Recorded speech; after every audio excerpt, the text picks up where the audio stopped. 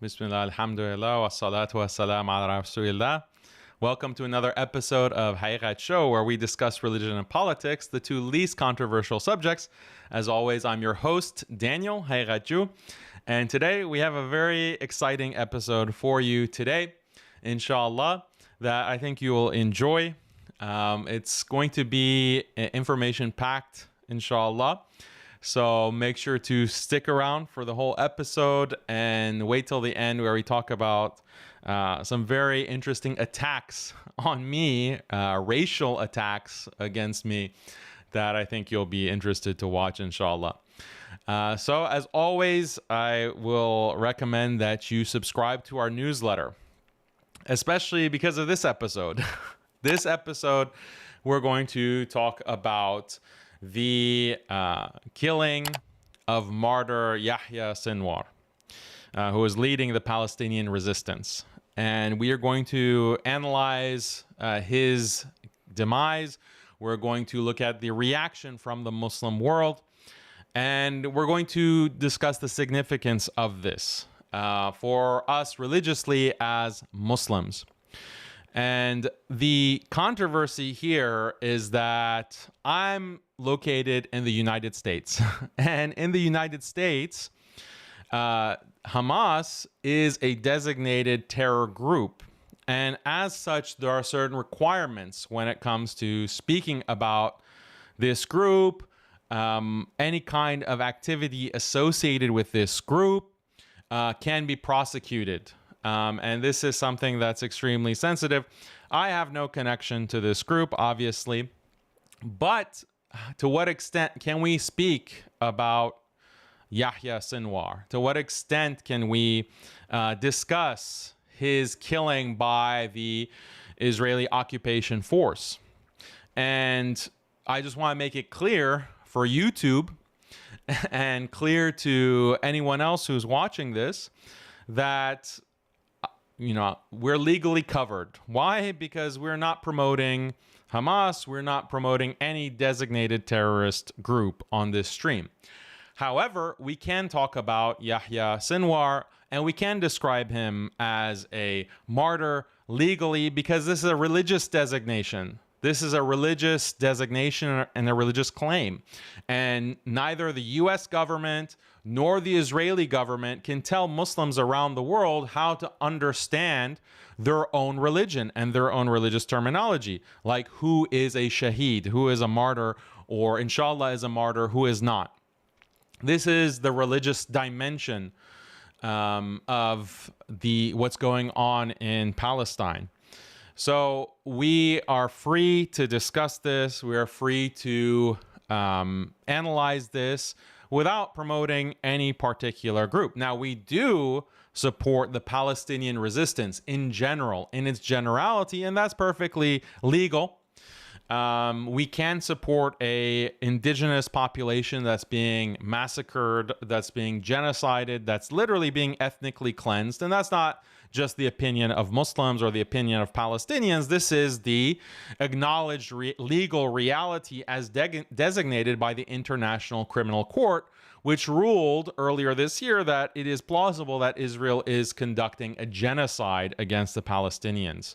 And there has been a lot of evidence that we all are familiar with, but even in the highest secular courts in the land, they have recognized this. So it is legally allowed within the US to support Palestinian resistance against genocide, against ethnic cleansing, just like you would support any group, whether they're Muslim, non-Muslim, Arab, non-Arab, that are fighting against a genocidal force. And the hypocrisy and the double standard is that on this very platform of YouTube, you have IDF soldiers, you have Zionist groups that will come and support the genocidal actions and the ethnic cleansing of Israel, and they face no legal consequences, and they do not face any consequences from the social media platforms, including YouTube.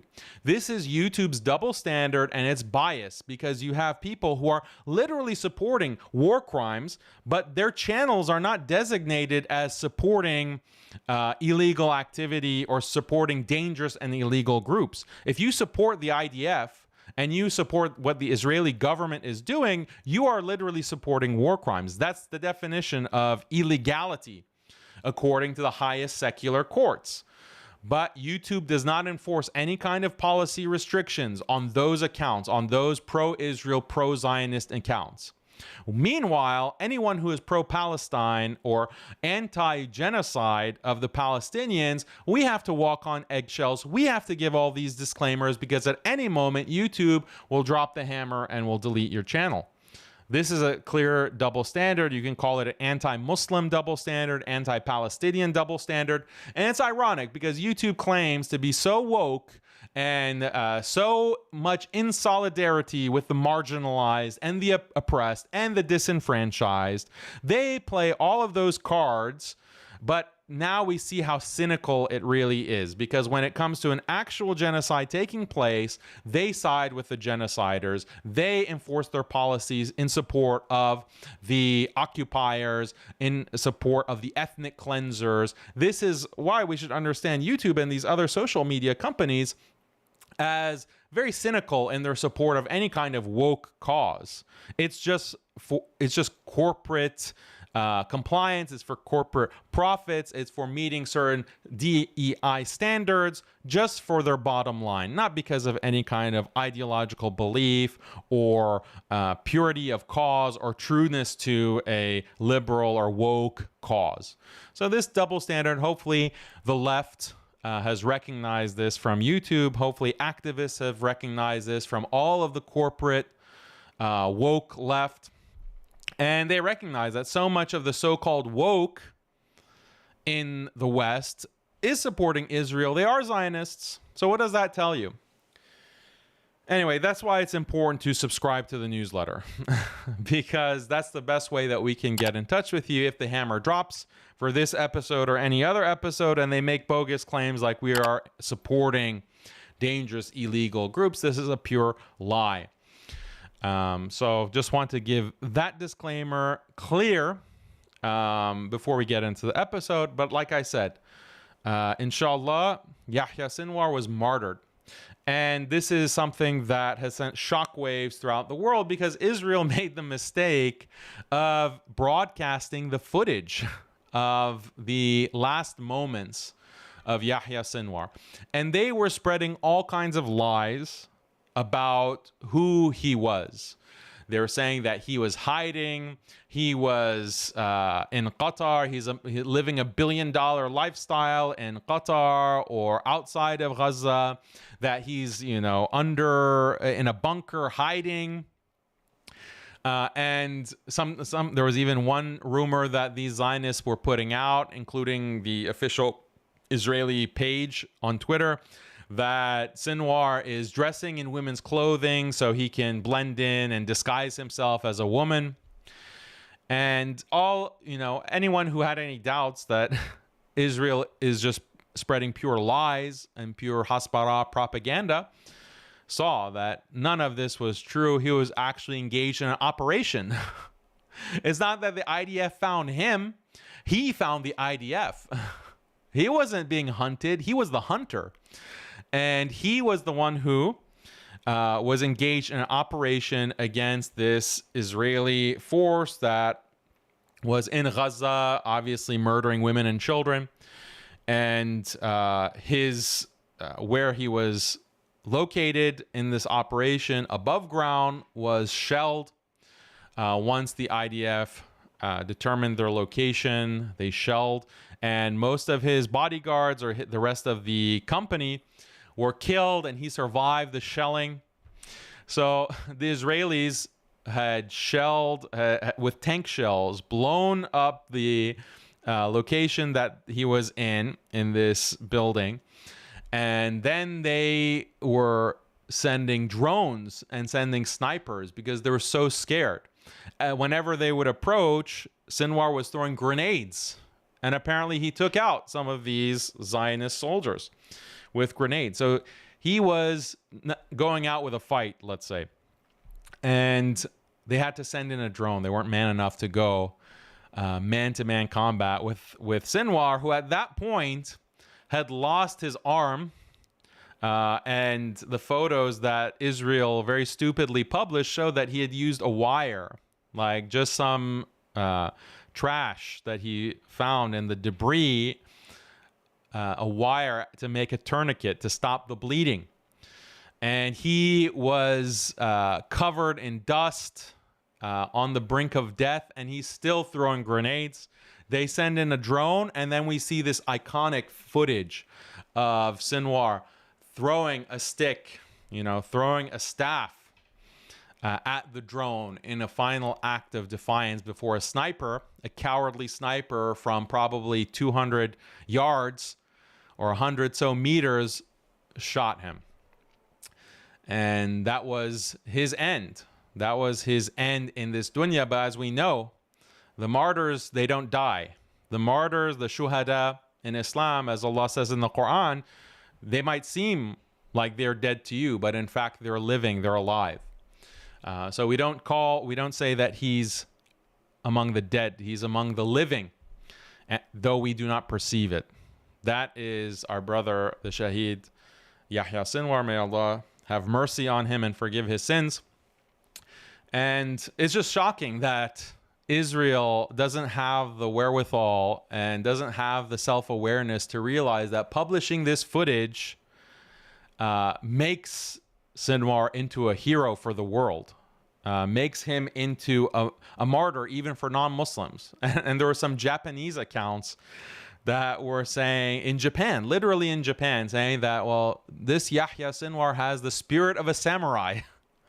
He has the heroism and the bravery of a samurai. So you have other ethnicities, even non-Muslims, trying to co-opt the heroism of Yahya Sinwar.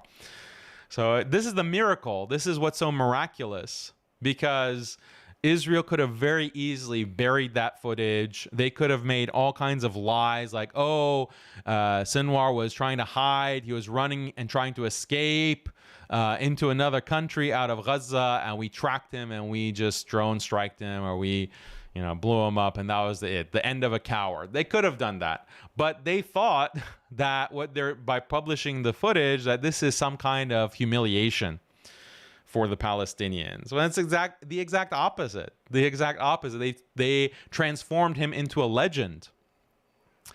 So this is the and there's been a lot of analysis of why would Israel do this? Was this a mistake? Like, did someone leak this footage? No, they were proud. Like, they were proudly posting the video. And it's a psychological analysis. Like, what do you think is the psychology of people who for the past year, if not the past 75 years, have been promoting the murder, the mass slaughter of children, mass rape of women, murder of innocent people? What do you think is their psychology? They don't know what bravery is. They don't know what heroism is. They don't know what dignity and honor is when you're part of an occupying genocidal force. They don't recognize it. It's like they have eyes, but their eyes are blind. And in reality, it's the hearts that are blind. So they published it. Allah put a cover on them, on their eyes and on their hearts. They can't see what everyone else, any normal person, can see. So they published it. And people all over the world, Muslim and non-Muslim, anyone who has any shred of sense of dignity, sense of honor, sense of heroism, was praising Yahya Sinwar because of this video, because of what he stood for. So, and this is what it means to be a leader, by the way, especially for Muslims. And this is the first thing that really stuck out to me. The inspiration. What's inspirational about him is that he knew, and there's footage, there's videos and interviews where he's saying that he knows that he's going to be martyred. He knows that he's going to be killed. And he had spent over 20 years in Israeli prison, being tortured by Israel in prison. Imagine 20 years. This is comparable to someone like Nelson Mandela. If you want to look at the history of political prisoners Nelson Mandela was also always considered a terrorist by the United States. I think up until 2008 or 2011, Nelson Mandela was considered a terrorist. South Africa considered him a terrorist. That's why he was in jail. He was part of active resistance against apartheid in South Africa. And he was involved in military operations against the apartheid government. He was designated a terrorist. He was put in prison for decades. And this is when we look at Yahya Sinwar, 22 or 21 years in prison, tortured, and his life basically seemingly destroyed. But Allah had a different plan for him. Allah had a different plan for him, and he became this leader that we saw. And he knew as soon as he was designated the leader after the assassination of Ismail Haniyeh, who's also a shaheed, inshallah, he took on the mantle, and that means basically certain death, because you know that Israel is going to be gunning for you to assassinate you even harder than they were before. So when he accepts that responsibility that is given to him, that is the mark of leadership. That is the mark of leadership, knowing that you are very likely going to be martyred. You're going to be killed. You're going to be assassinated. And he wasn't waiting for it. He wasn't hiding somewhere waiting for it. No, he was chasing it. He was chasing martyrdom. That's the difference. That's the difference between someone like Shaheed Yahya and the rest of us. He was chasing it. And this is why Allah has elevated him in the eyes of the world, in the eyes of people, Muslims and non-Muslims. So imagine when you're elevated in the dunya, imagine with Allah. Imagine with Allah and the angels and those who are with them, the name and the elevation of such a person, inshallah. So there's so much spiritual reflection that we can do about leadership, about wanting to serve Allah and to sacrifice yourself for the cause of Allah, fi sabilillah. And so many ayat of the Quran, so many hadith about the importance and the necessity for every believer to want this, to want that to be our end, is to fight fi sabilillah and to actually sacrifice your life for the sake of Allah. And that is the cure to apathy. That is the cure to any kind of lethargy, any kind of apathy that we have, any cowardice that we have. That's the red pill. You can call it the shaheed pill. The shaheed. You need to take the shaheed pill and recognize that you don't want to go in old age, lying on a bed with some terminal illness, suffering from Alzheimer's, suffering from a heart condition, cancer. That's not the way that the believer wants to go.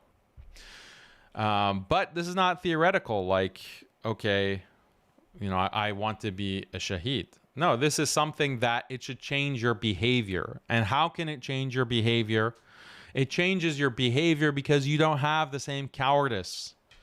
You're not afraid to go against the grain. You're not afraid to go against the dominant status quo. We have people, for example, that they will not speak a word of truth because they're scared. Oh, the feminists will get mad. The feminists will get mad. The liberals will get mad. The sectarians will get mad. Whatever powerful group that you're afraid of. Oh, I'm worried to speak the truth. What is the clear-cut truth? I won't speak the truth because I'm scared. Because I don't want to deal with the consequences. And then you have an ego defense mechanism that tries to justify. No, this is wisdom. This is hikma. Hikma means to just stay silent. Hikma means to just not oppose the status quo. Hikma means that I should be praised. I should actually be praised for my silence because I'm being pragmatic. So this is what distinguishes true leadership versus fake leadership. There are plenty of fake leaders. There are plenty, unfortunately, in the ummah. We have plenty of fake leaders that they pretend to be brave. Like they wear, like, you know, the King of Jordan, for example, they wear their army uniform and they, you know, carry a sword and they wave it around like, oh, yeah, you're so brave.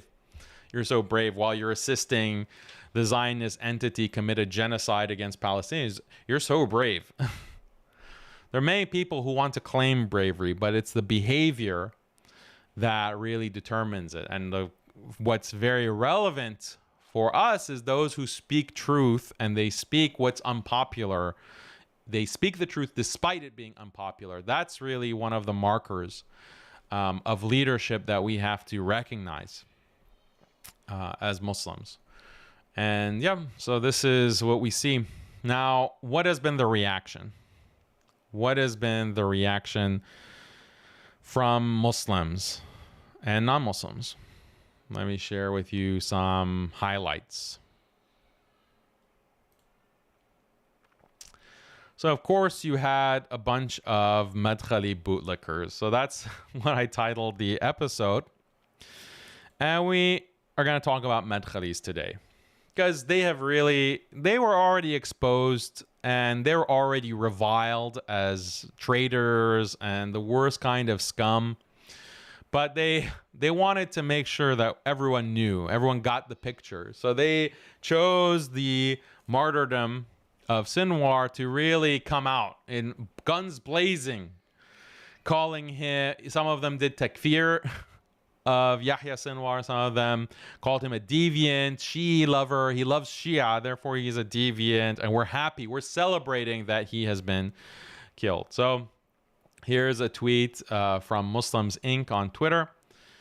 And this is a well-known MADKHALIS, MK Dawa, the worst of the worst, basically, right there with Rabbi Ferris. Gazans were living in peace before October 7th. Oppression, yes, but not a genocide with 50,000 dead, 150,000 injured, 2 million displaced, and their city wiped off the map. Simple question, is Gaza better or worse after Hamas's alleged jihad? So this is, 200, he mustered 220 votes of, his MADKHALIS bot network, the other electronic flies. And even then, only 71% said that the situation is worse.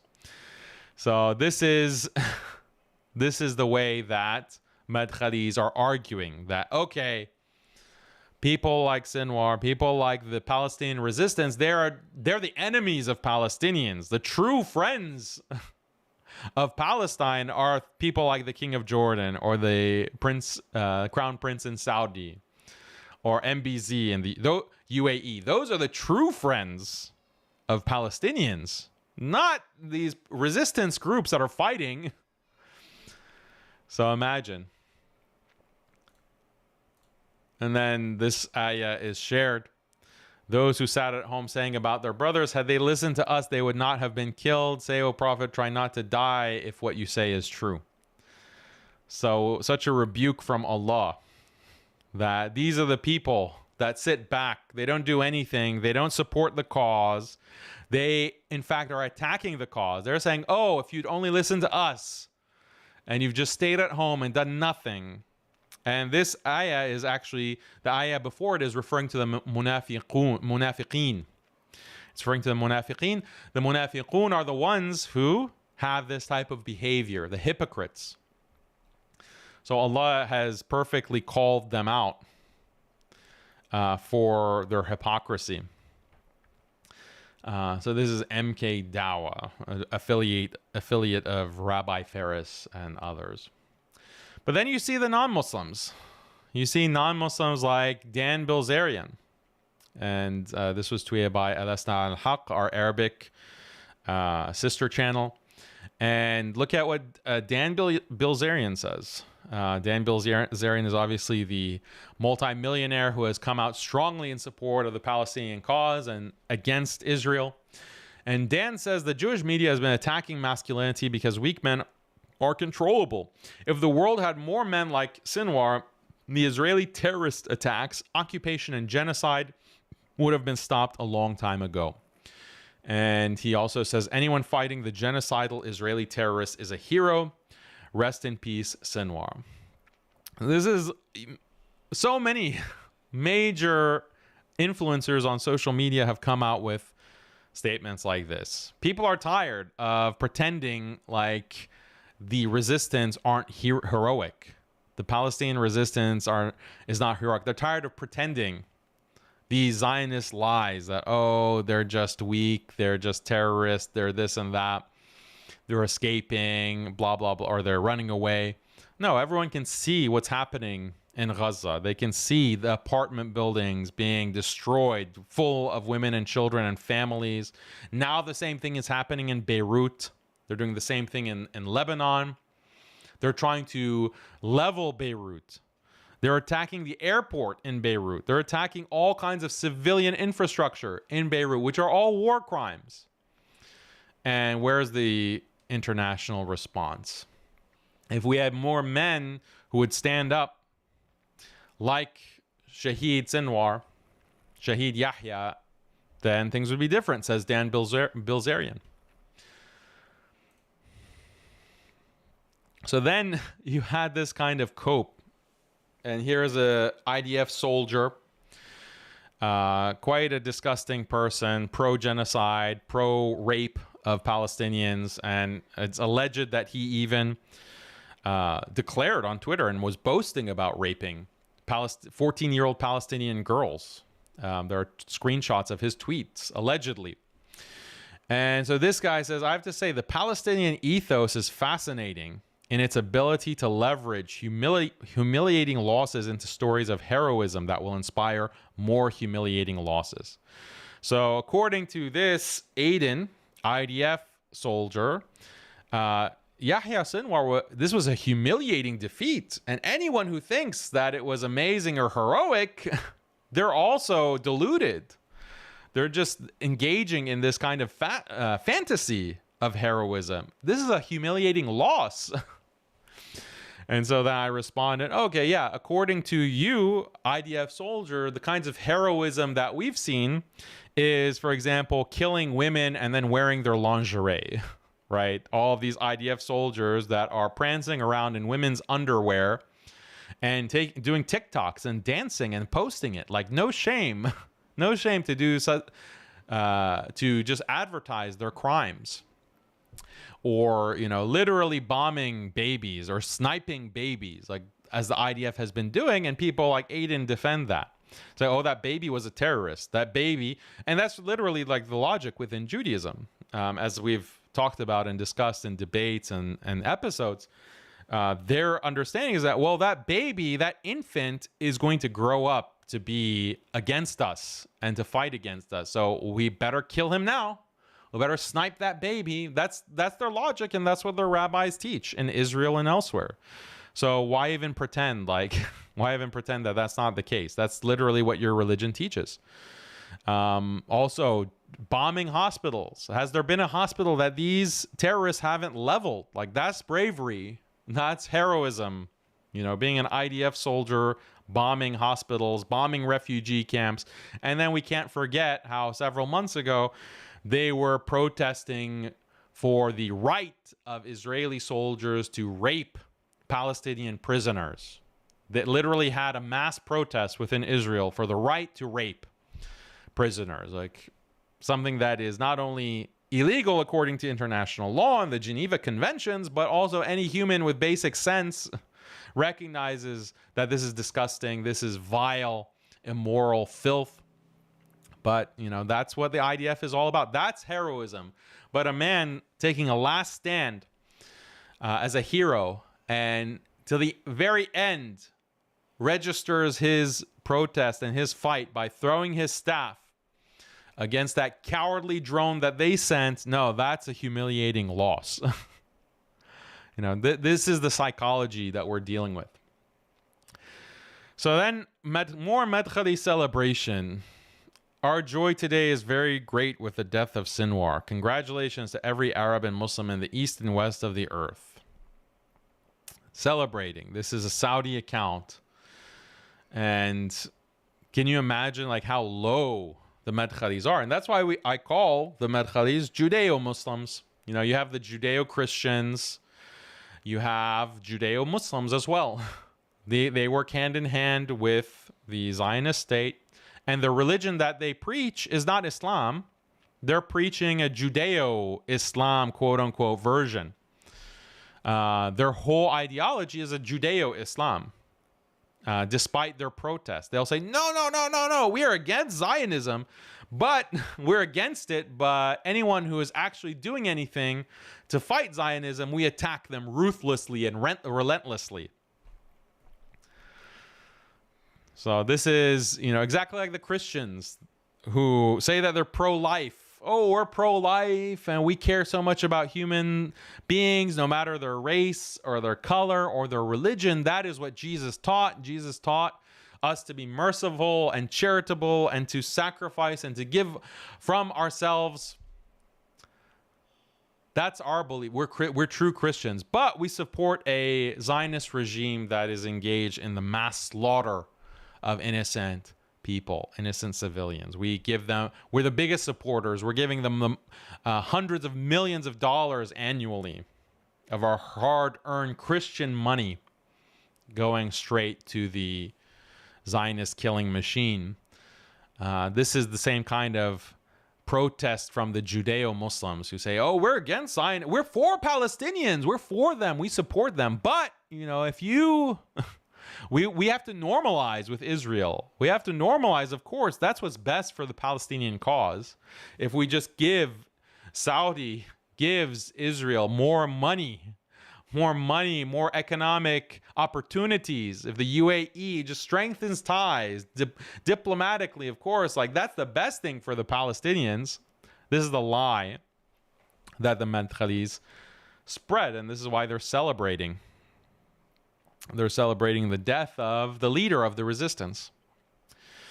So there was another channel or page rather on Twitter or account, ECAD Facts. So this has a lot of interesting posts. I recommend you following them. But after the death of Yahya Sinwar, they were posting, or they were analyzing the countries from which the most anti-Sinwar tweets were coming from. And the top 4 are Saudi in the lead, then Egypt, then the Emirates, UAE, and then Morocco, which might be surprising to some people. But don't forget that Morocco is one of the signatories of the Abraham Accords. So who are the signatories of the Abraham Accords? You have the UAE, obviously. You have Bahrain.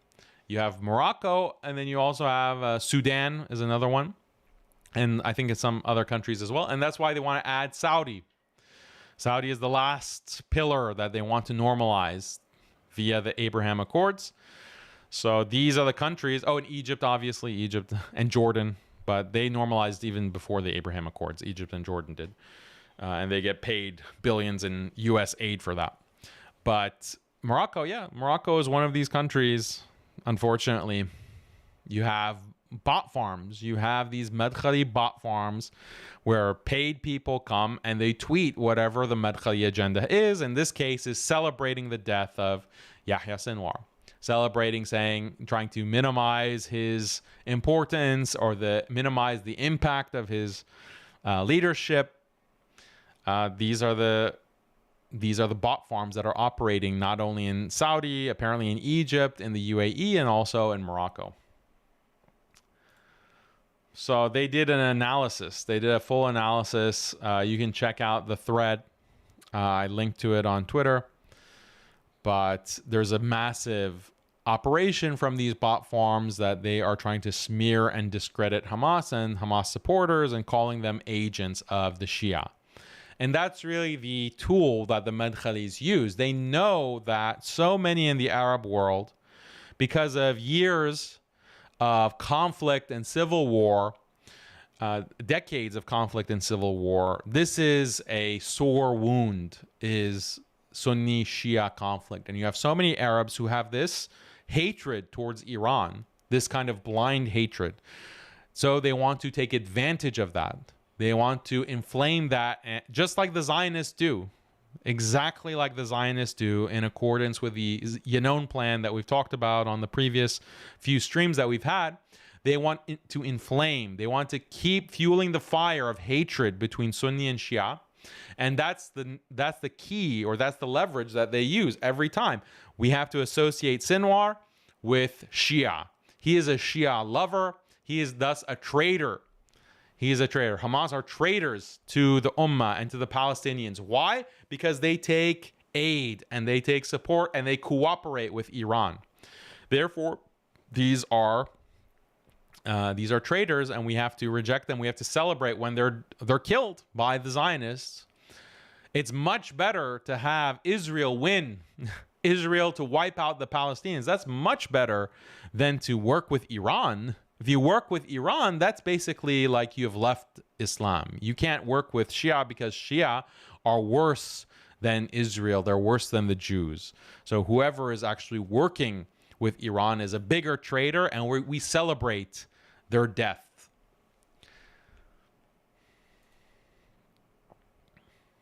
So this is a point that was interesting. You would never know this from Western media because they only speak to Arabs who are on the payroll of UAE or Saudi or both. Sinwar was so popular in the Arab world that he could have won an election in any Arab country against his current leader. That's how popular any of the Palestinian resistance in general is. Extremely popular. So this presents a very distinct danger to these rulers, because why? These rulers are trying to normalize with Israel. And that normalization requires clamping down on pro-Palestinian sentiments within their countries. That's one issue. The other issue is the threat, quote unquote, of Iran. They claim that's the thing that you have to recognize about these Arab states, especially since the Arab Spring. They're very worried about popular uprising. And the main inspiration for popular uprising, there's actually two main inspirations for that. You have Iran with the 1979 Islamic Revolution and the rise of the Shia government in Iran. That's really worried about that. They have been since 1979, that something similar is going to happen within their countries. And then you also have the threat that Iran poses to Israel, that Iran poses to the Zionist state. So on both of those fronts, these Arab governments want to align closer and closer to Israel for protection, because they know that's the protection also of the United States, and their whole existence depends on being propped up by the West. And they also want to delegitimize Iran as much as possible, because they don't want a similar popular uprising to happen in their countries. And the MADKHALIS movement, of course, that's what they are constantly obsessed with. They're constantly obsessed with Khawarij. Oh, you're a Khariji.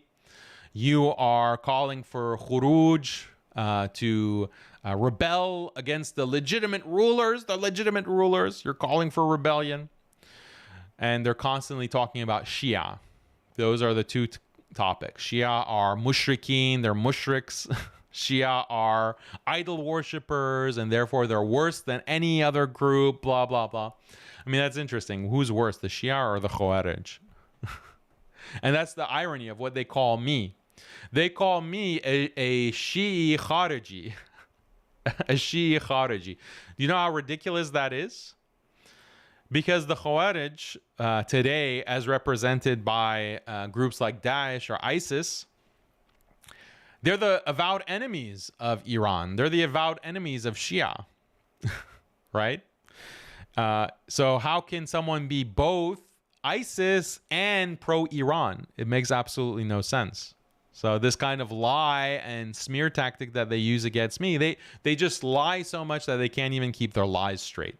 Daniel is a Shi'i Khariji. Daniel is Shi'i ISIS. Like, that's the logic of these critics. So, the MADKHALIS critics. But MedKhalis, or ISIS, by the way, is also celebrating the death of Sinwar. They're also saying, oh yeah, Sinwar is a kafir, Sinwar is a kafir, mushrik. I'll show you those tweets later in the stream. Okay. Before we continue, I want to look at some super chats.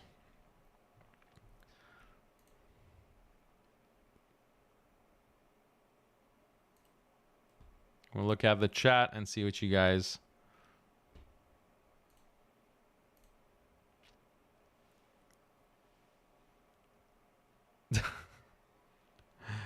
Yeah. There's a funny... Yeah, we've already talked about this. Let's see. No, who is this Madkhali? Yeah, this guy. Daniel, you're special to the extent that you're both in one. I'm a Shia and I'm a Khariji. Yeah, I'm a secret Shia. Even though I criticize Shia, I criticize the Iranian government, publicly criticize them, but I'm still a crypto Shia somehow. That's number one. And then number two, I'm also a Khariji pro-ISIS. So like when you're this kind of low IQ, what can you really say?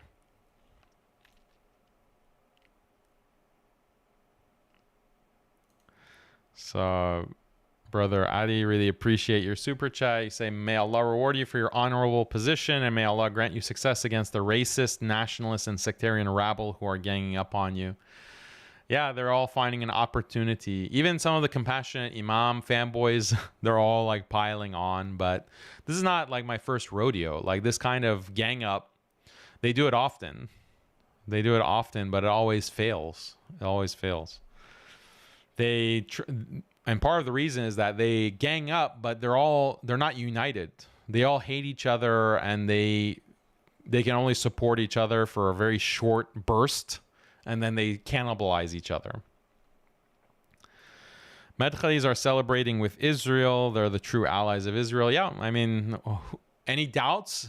Does anyone have any doubts about this, about the Judeo-Muslims?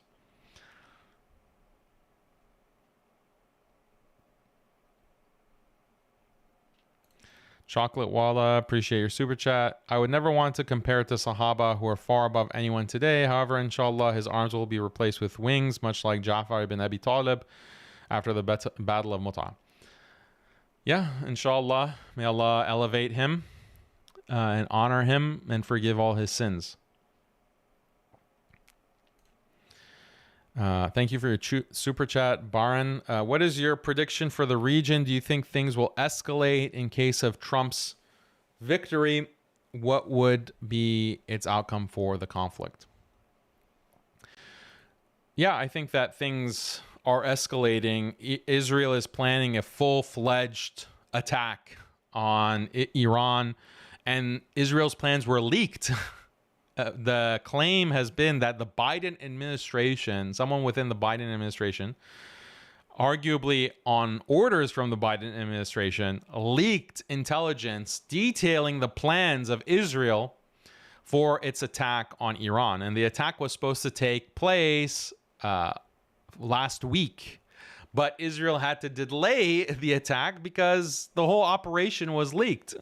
Including like what weapons they're going to use, what they're going to attack, how they're going to attack. So the claim is that the Biden administration is trying to sabotage the attack because they don't want to be dragged into World War III. And Israel is just forcing the issue. Israel is forcing the issue. So Iran has promised a disproportionate retaliation if Israel attacks. So I think things are going to get a lot more brutal, violent. There's going to be a lot more chaos, unfortunately. They're not showing any signs of slowing down the strikes against Beirut. And there was recently an American ambassador or American official who was going to Beirut in order to negotiate, see what would be acceptable for a ceasefire. But that failed. This was yesterday or the day before. This failed. There's not going to be any kind of ceasefire. Things are only going to escalate. So this is what the region has in store. I think that, yeah, everyone's going to be pulled in. Russia is going to be pulled in. China is going to be pulled in. You have the government of Iran doing joint naval exercises with Iran. This happened last week, joint naval exercises. And then you had different nations as observers. So you had like Pakistan, you had Saudi as an observer of these joint naval exercises. So this is ramping up. They're preparing for major operations. So may Allah protect all the innocent people. And we'll continue to cover all these events as they unfold on Haqiqatjou and MuslimSkeptic, inshallah. Okay, more super chats. Appreciate you, brother Fartoon. Let's see. I don't know what this means. Max Sunni / Shia alliance equals haram / normalization equals Hudaybiyah. Clown face. I don't know what this means. Like, it's not Hudaybiyah or the Treaty of Hudaybiyah. Don't understand that.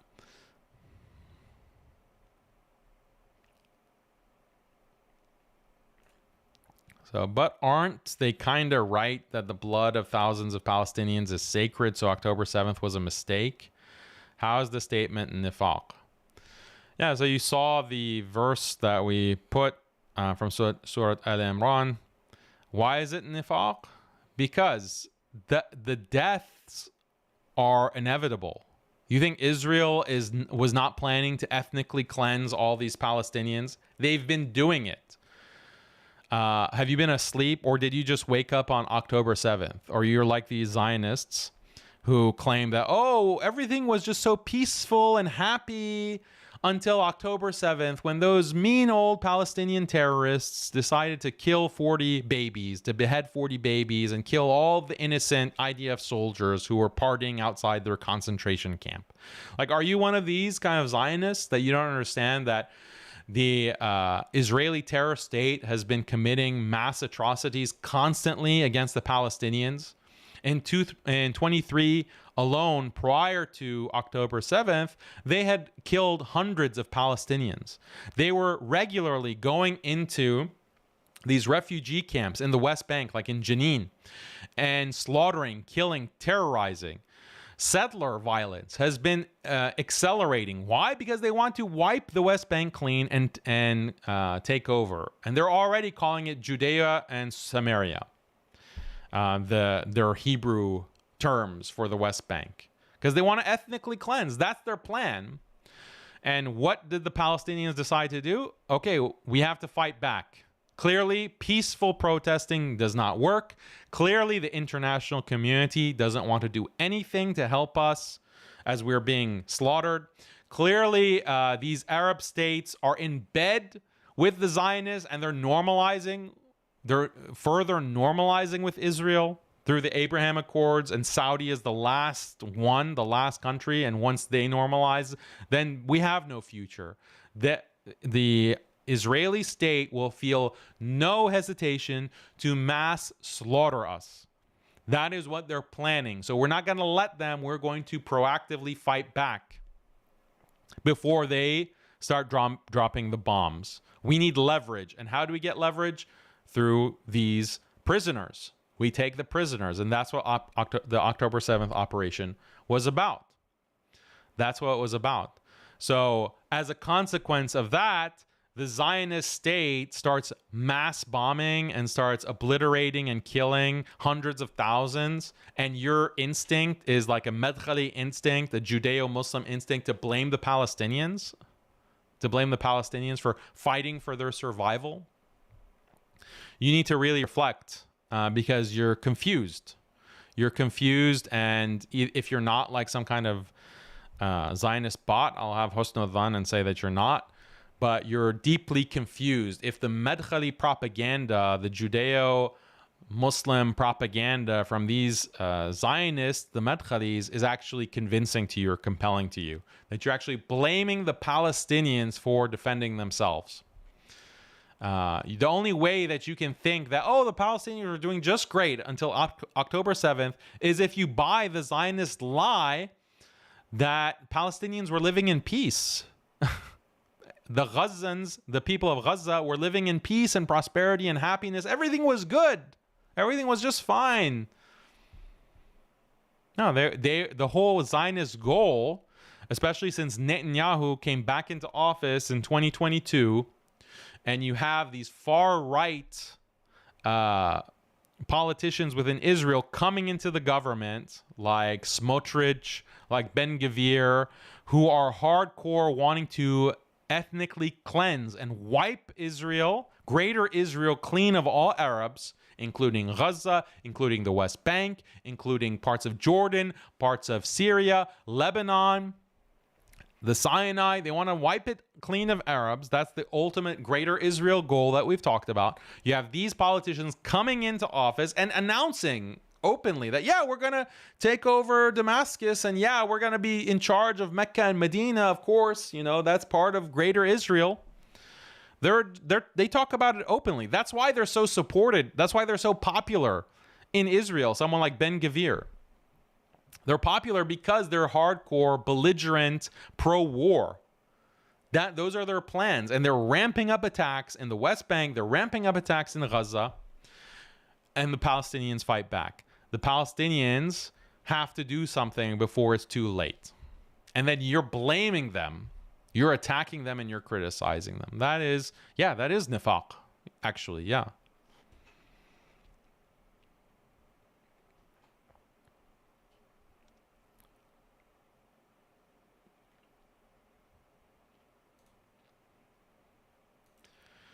Free Palestine, appreciate it. Last word, appreciate it. How do you know if most of the random MADKHALIS social media commenters aren't bots or Israelis/Hindus pretending to be Muslim with fake profiles? Yes, they are. Yes, most of them are. But the entire MADKHALIS movement from the very beginning has been a psyop, has been a government-supported, Saudi-created psyop. And we're going to talk about those details, inshallah. I'm going to share with you some information. Really appreciate your super chat, BXZ. May Allah grant mercy on all the martyrs and victory to the Muslims in Palestine and Lebanon. Ameen. Drake, appreciate it. Do you expect a military intervention from Russia to Israel in case of a possible attack on Iran? I'm not sure if Russia is going to directly attack Israel. Probably they're going to be involved with defense of Iran. But if things escalate further, because Israel might start attacking Russia. And I think there were certain Russian assets within Syria that Israel has bombed as a kind of warning shot. So things could escalate. Yeah, this is potentially on the brink of World War III.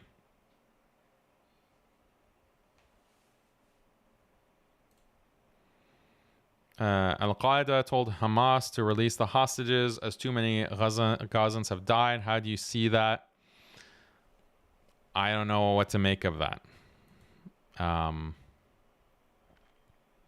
Like, what is the logic of that? Hamas has already offered to release hostages for a ceasefire. All of the hostages for a ceasefire and for Israel to leave Gaza, the military to leave Gaza. Israel refuses and has refused over and over again.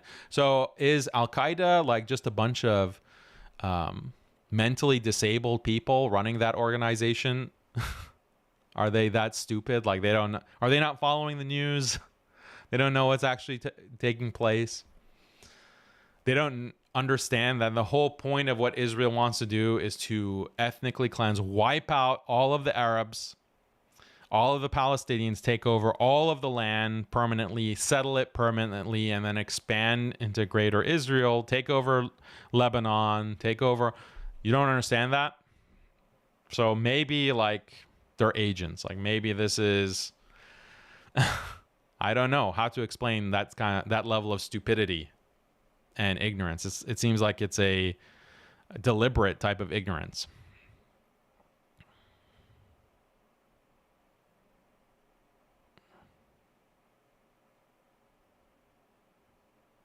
Okay. Let us continue.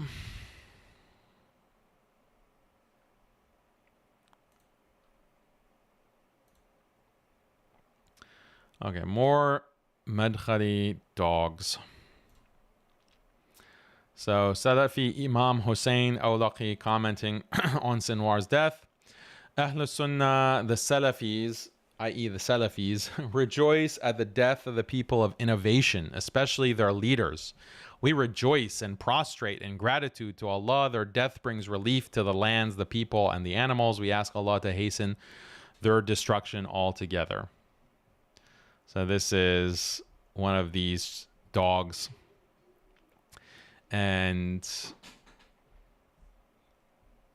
what's interesting, anyway, I'll show you the fatwa later, of people who are celebrating the death of a Muslim by the hands of the kuffar. Then you have the Shamsi guy celebrating. He has all these rants. So I'm going to play this rant that he had against Hamas and the Houthis. This is a little bit older, but it's telling.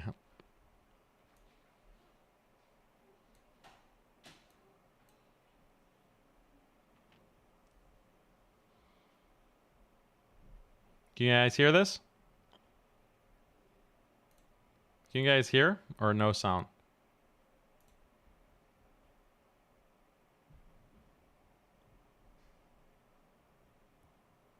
No sound. Okay, hold on.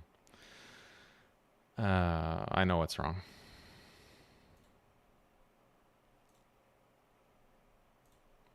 Okay, now you'll hear it, inshallah. Look at this guy's rage. Thousands! Hamas, the bloody idiots! Brother, don't you use your brain what? Hamas, Hamas is a tool to destroy, and they are the reason, akhi. Sheikh Islam Ibn Taymiyyah said, any people get Muslims into war and they're gonna kill more Muslims, then this person is not doing jihad.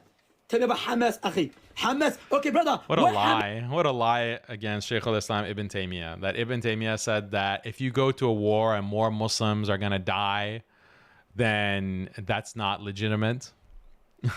How can you tell? Like when you fight in any kind of war, when you fight in any kind of battle, how do you know that more people are going to be killed as opposed to doing nothing? How can you predict that? So again, the verse, the ayah that is applicable to these people, we read it we saw it at the beginning. They're the ones that they just sit back at home saying about their brothers, had they listened to us, they would not have been killed. So try not to die. Like, try not to die if what you say is true. Like, basically, this is wishing them death because they're hypocrites. That's the meaning. Hamas are supporting Houthis, and the Houthis sending a rocket towards Mecca. So Hamas is supporting the Houthis, so they're pro-Shia, they're mushrikeen. Akhi, you're not understanding my question. So this is the kind of rage, and we have the clip, obviously, that we've played many times of Shamsi saying that the people of Palestine, they're mushrikeen. Let me just play that for the sake of completeness.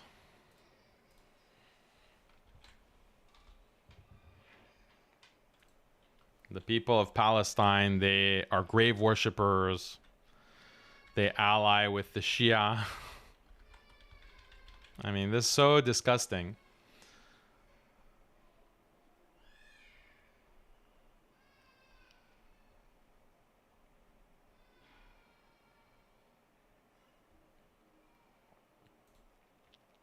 Okay.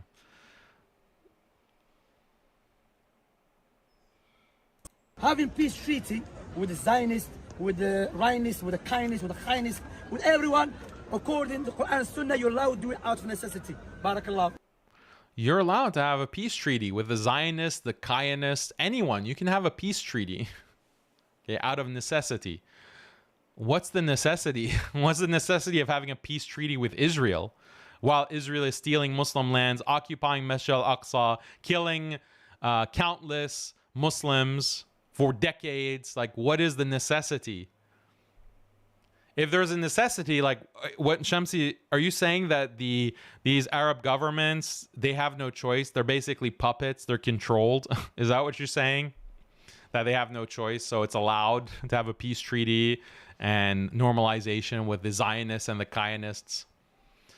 Like, so this is pure Zionist propaganda from this Judeo-Muslim. Prophet did it. Sahaba did it. The Sa'd al-Ayyubi did it. One of the biggest calamities. The Prophet sallallahu alaihi wasallam would have had a peace treaty of normalization with Israel as it's slaughtering Palestinians over decades.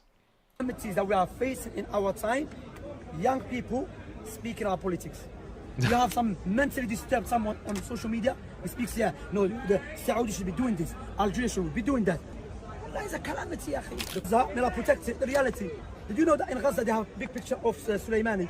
Yeah, this guy, evil man, understand? So how in Gaza, they have a big picture of Soleimani, a Shia with the Iranian government. They have a big picture of him. See, look how corrupt and how these Palestinians are innovators. They ally with the Shia. They have a big picture of a Shia. Going to aid people having this evil man. You know Soleimani? Soleimani, his picture is in Gaza. Hamas, I don't support Hamas. Hamas, they support Rafida. Yeah, Palestine. They support Rafida. They support the 12ers, Hamas, the Palestinian Resistance. They're just pro-Iran, pro-12er Shia, the Rafida. They're innovators, so they need to be wiped out. And that's why we celebrate when they get taken out by the Zionists, by the IDF. We celebrate. We have a party. This issue is being used to make money from it. Wallahi, some evil people out there, they're utilizing it to make money from it. Yeah, if you speak out against normalization and you are pro-Palestinian resistance, then you're just trying to make money. Like, this is just a get-rich-quick scheme, according to this MADKHALIS bootlicker. Yeah. And meanwhile, we've proven that he has financial ties because his main teacher is literally an employee of the Saudi government and is getting money from the Saudi government through back channels. That is, all the paper trail is there because it's public records within the United Kingdom. Abu Khadija, Shamsi's teacher, was part of a shell corporation getting money from the Saudi government. So this is literally like he's just paid. He's the one who's getting rich off of this nonsense, off of these lies. So there's another clip here. Having peace treaty with the Zionists, with the Zionists, with the kindness, with the kindness, with everyone, according to Quran and Sunnah, you're allowed to do it out of necessity. Barakallahu feekum. Prophet did it. Sahaba did it. The Sa'd al-Ayyubi did it. One of the biggest calamities that we are facing in our time, young people speaking our politics. That Allah is a calamity. The crusade defeated the Muslims because the Muslims has corrupt aqidah. So it's not as a weapon. The crusade defeated the Muslims because the Muslims had corrupt aqidah, and that's why Israel is defeating the Palestinians and slaughtering them, because the Palestinians have corrupt aqidah. They have corrupt aqidah. That's why we have to focus on aqidah, brother. What's your aqidah, bro? You know, we need to have a debate. If you're Ash'ari, which most of the Palestinians may be Ash'ari, you know, what is the stats on that? Are they Ash'ari or are they Salafi? Because maybe it's the corrupt aqidah. Maybe this is punishment from Allah that they're being genocided. This is the logic of the Judeo-Muslims. Muslims has corrupt aqidah. So it's not as a weapon. That is a calamity, The crusade defeated the Muslims because the Muslims has corrupt aqidah. So it's not as a weapons, the aqidah, barakallahu feek. That is the reality, The aqidah, that's what matters.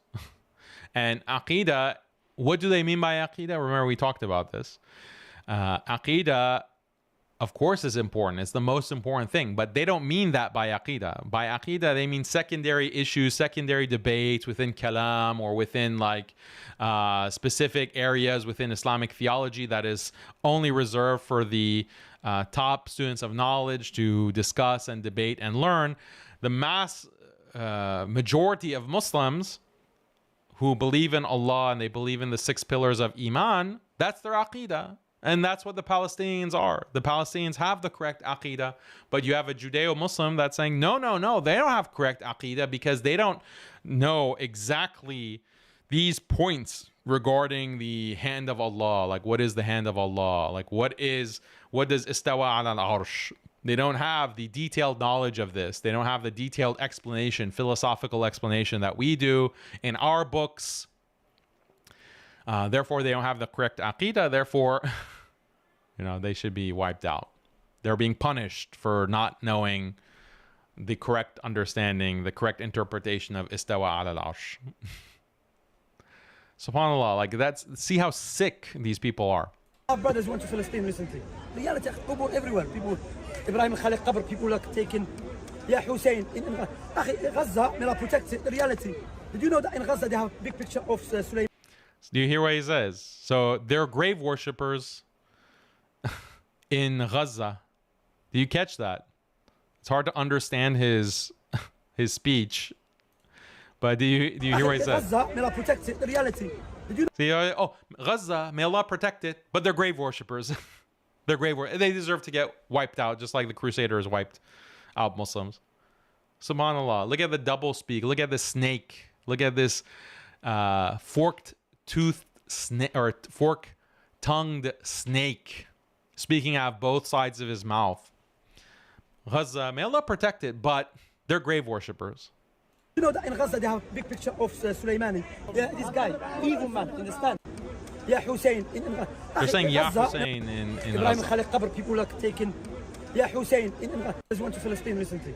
Reality, everywhere. People. Graves everywhere. Yeah, why do you think there are graves everywhere in Gaza? Shamsi, why do you think there are graves everywhere? And oh, people are prostrating to the graves. They're worshiping people in the graves. What a lie! What a disgusting lie by this dog. Ibrahim Khalid Qabr, people like taken. Ya Hussein. Gaza, may Allah protect it. The reality. Did you know that in Gaza they have a big picture of Soleimani? Yeah, this guy, evil man. And this video, by the way, this particular video was from October 7th or October 8th. This is literally after Israel starts mass bombing Gaza. He's putting out this propaganda. Why? Because his handlers, his Zionist handlers or whatever, they're giving him the talking points. Go out and tell your stupid, gullible followers that don't have any solidarity with Palestine, don't have any solidarity with Gaza. They're grave worshippers and they love the Shia. They say, Ya Hussein. They're Shia grave worshippers, mushrikeen. They have problems in their aqidah. This is why they should be destroyed by Israel. And guess what? It's their own fault.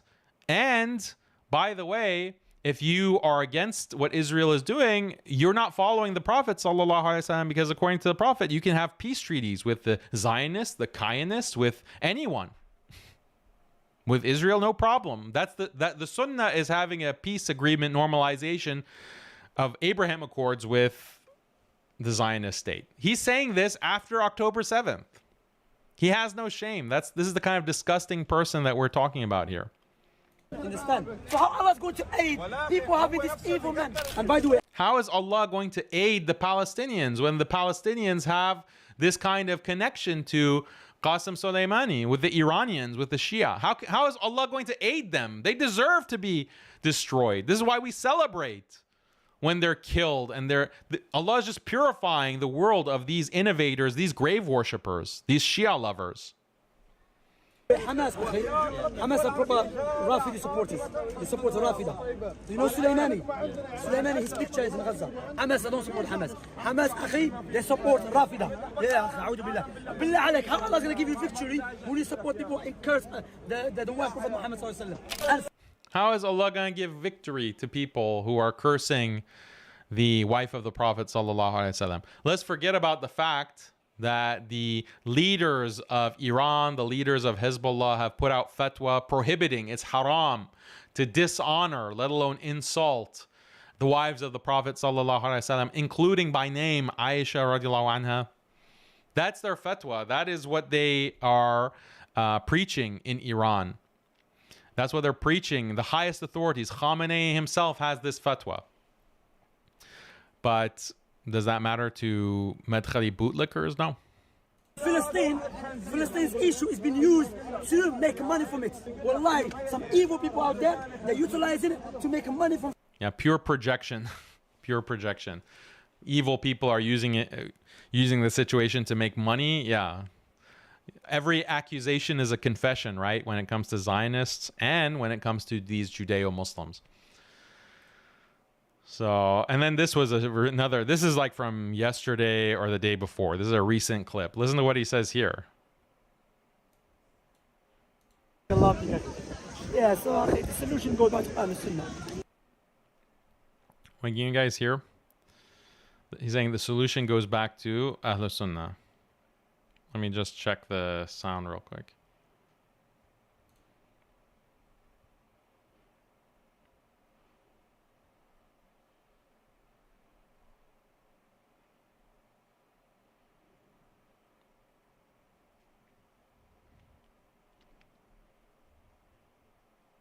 Sound is okay? Okay. Let me just play this clip. This is a shocking clip. If you weren't shocked by everything else so far.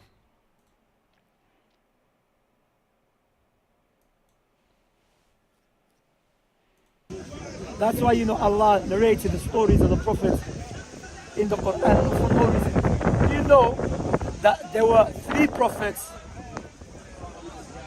under the occupation of Al-Aqsa, of the Romans? 3 prophets, they were living in Aqsa that was occupied by the Romans. And these 3 prophets, they did not fight. Who are they? Barakallahu feek. Zakaria, Isa and Yahya. They were cousins. They're cousins from the one side. Zakaria and Yahya, Yahya and Isa cousins. There were 3 prophets under the occupation of the Romans. Right? Yahya, Zakaria, and Isa. 3 prophets. They're occupied, but they didn't fight. They didn't fight the occupation. So there were 3 prophets under the Roman Empire. And the Roman Empire was in control of Palestine. Yes. So those prophets and messengers, why did not fight? Why they allowed? Why didn't they fight? Why didn't they fight? Those 3 prophets, they're mentioned in the Quran. They're not fighting. To control Aqsa. Maybe to some people here, maybe there must be Zionists. Yes. Those 3 prophets, they didn't fight to capture Masjid al-Aqsa. Maybe they're Zionists. Subhanallah. This is the scholar. Some people, Sheikh Shamsi. Some people call this guy Sheikh Shamsi. They think, oh, this is like their brilliant point. I don't know if this guy standing in the background is his little handler or trying to look inconspicuous. Yeah. Giving him the talking point, like, oh, reminding him, oh, mention Yahya, Isa, and Zakaria. Because I want answer from the people who they mock the scrolls of Sunnah when they tell them the solution. At the moment, there were Jews there. You were there. Forget about the Jews now, uncle. Is the prophet. Imagine Jesus and Zakaria and Yahya, John. Both of them were under the occupation of the Roman Empire in Palestine. And they didn't do nothing.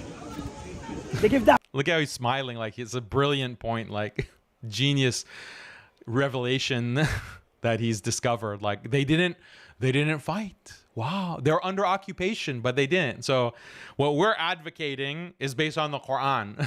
What we're advocating of normalization with Israel, that we're just following the Sunnah of Yahya and Isa, Jesus. We're just following their Sunnah as mentioned in the Quran. Now, of course. Oh yeah. But they didn't fight. Why? Maybe they were not, as 13 years in Makkah. That's the end of the clip. So imagine, and this is published on his channel. This is published on his channel. Like this is some brilliant point, and it's titled "Why Doesn't Shamsi Protest for Palestine?" That's the title of it.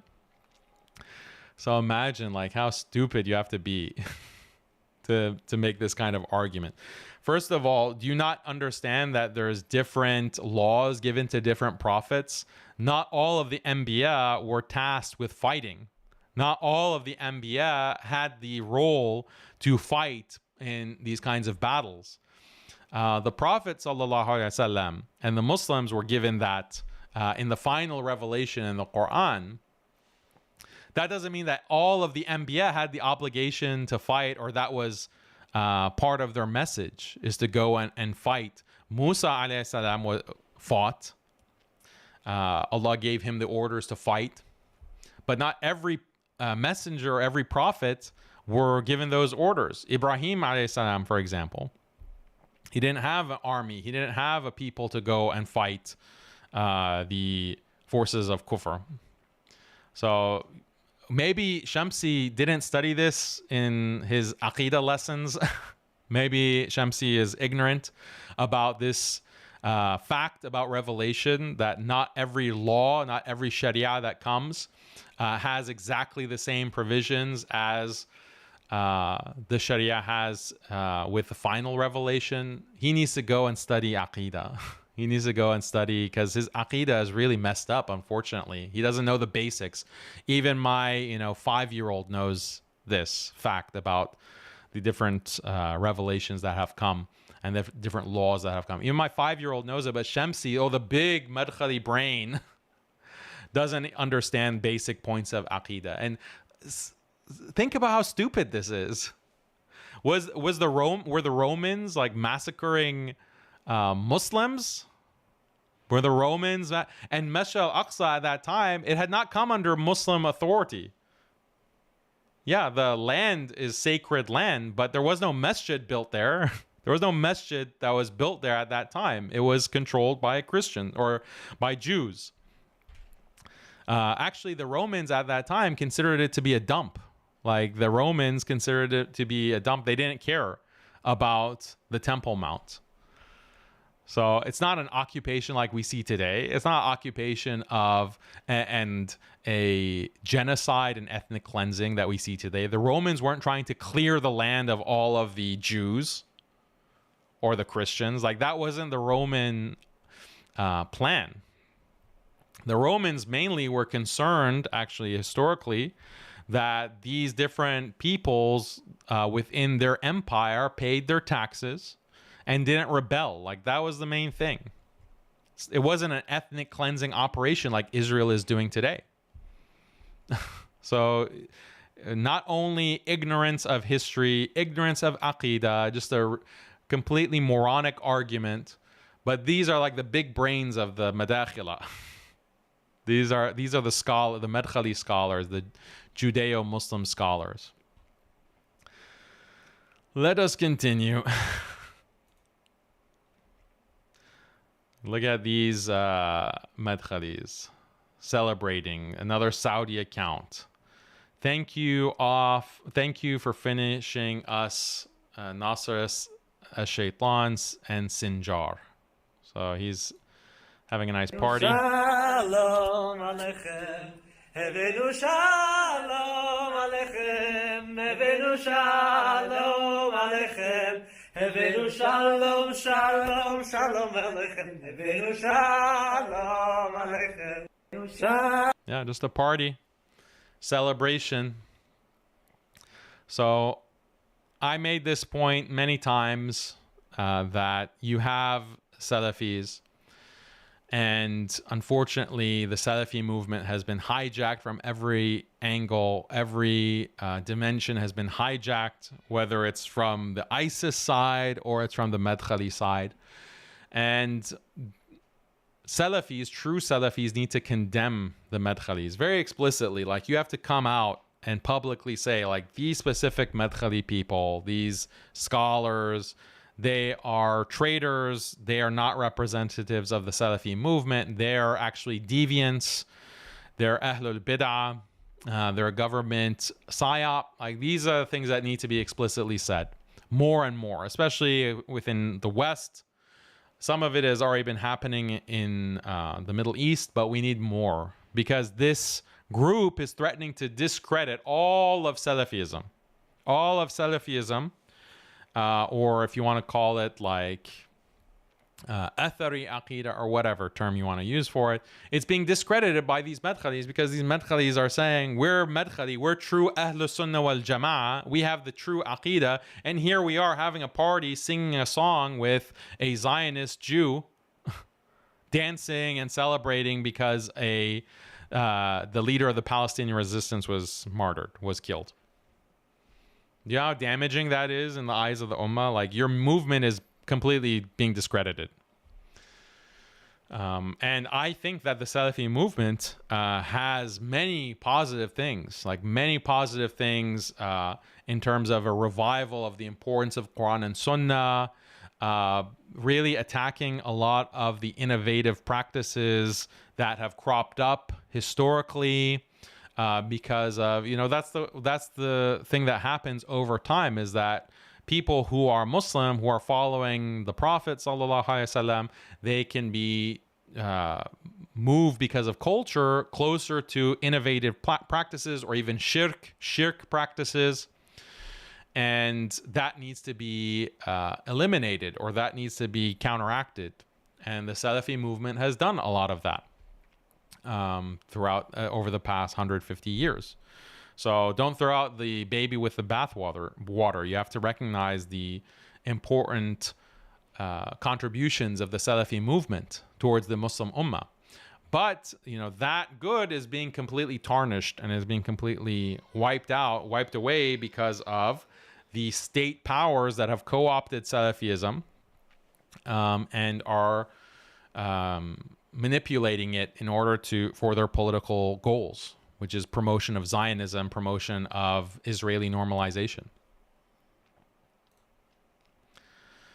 You have this dollar store pit bull, this clown. He is quoting his sheikh, Ruhaili, Suleiman Ruhaili, who is the darling Saudi sheikh in Saudi, who is, spewing out, vomiting a bunch of nonsense about how the Palestinian Resistance are basically terrorists, they're traitors, and we're happy when they get defeated. And then this dollar store pit bull says, how true, all day crying when one of their leaders dies. When Sinar dies, they're just crying, while every day hundreds of innocent Muslims get killed, like it's a standard price for the militia to prosper and persevere.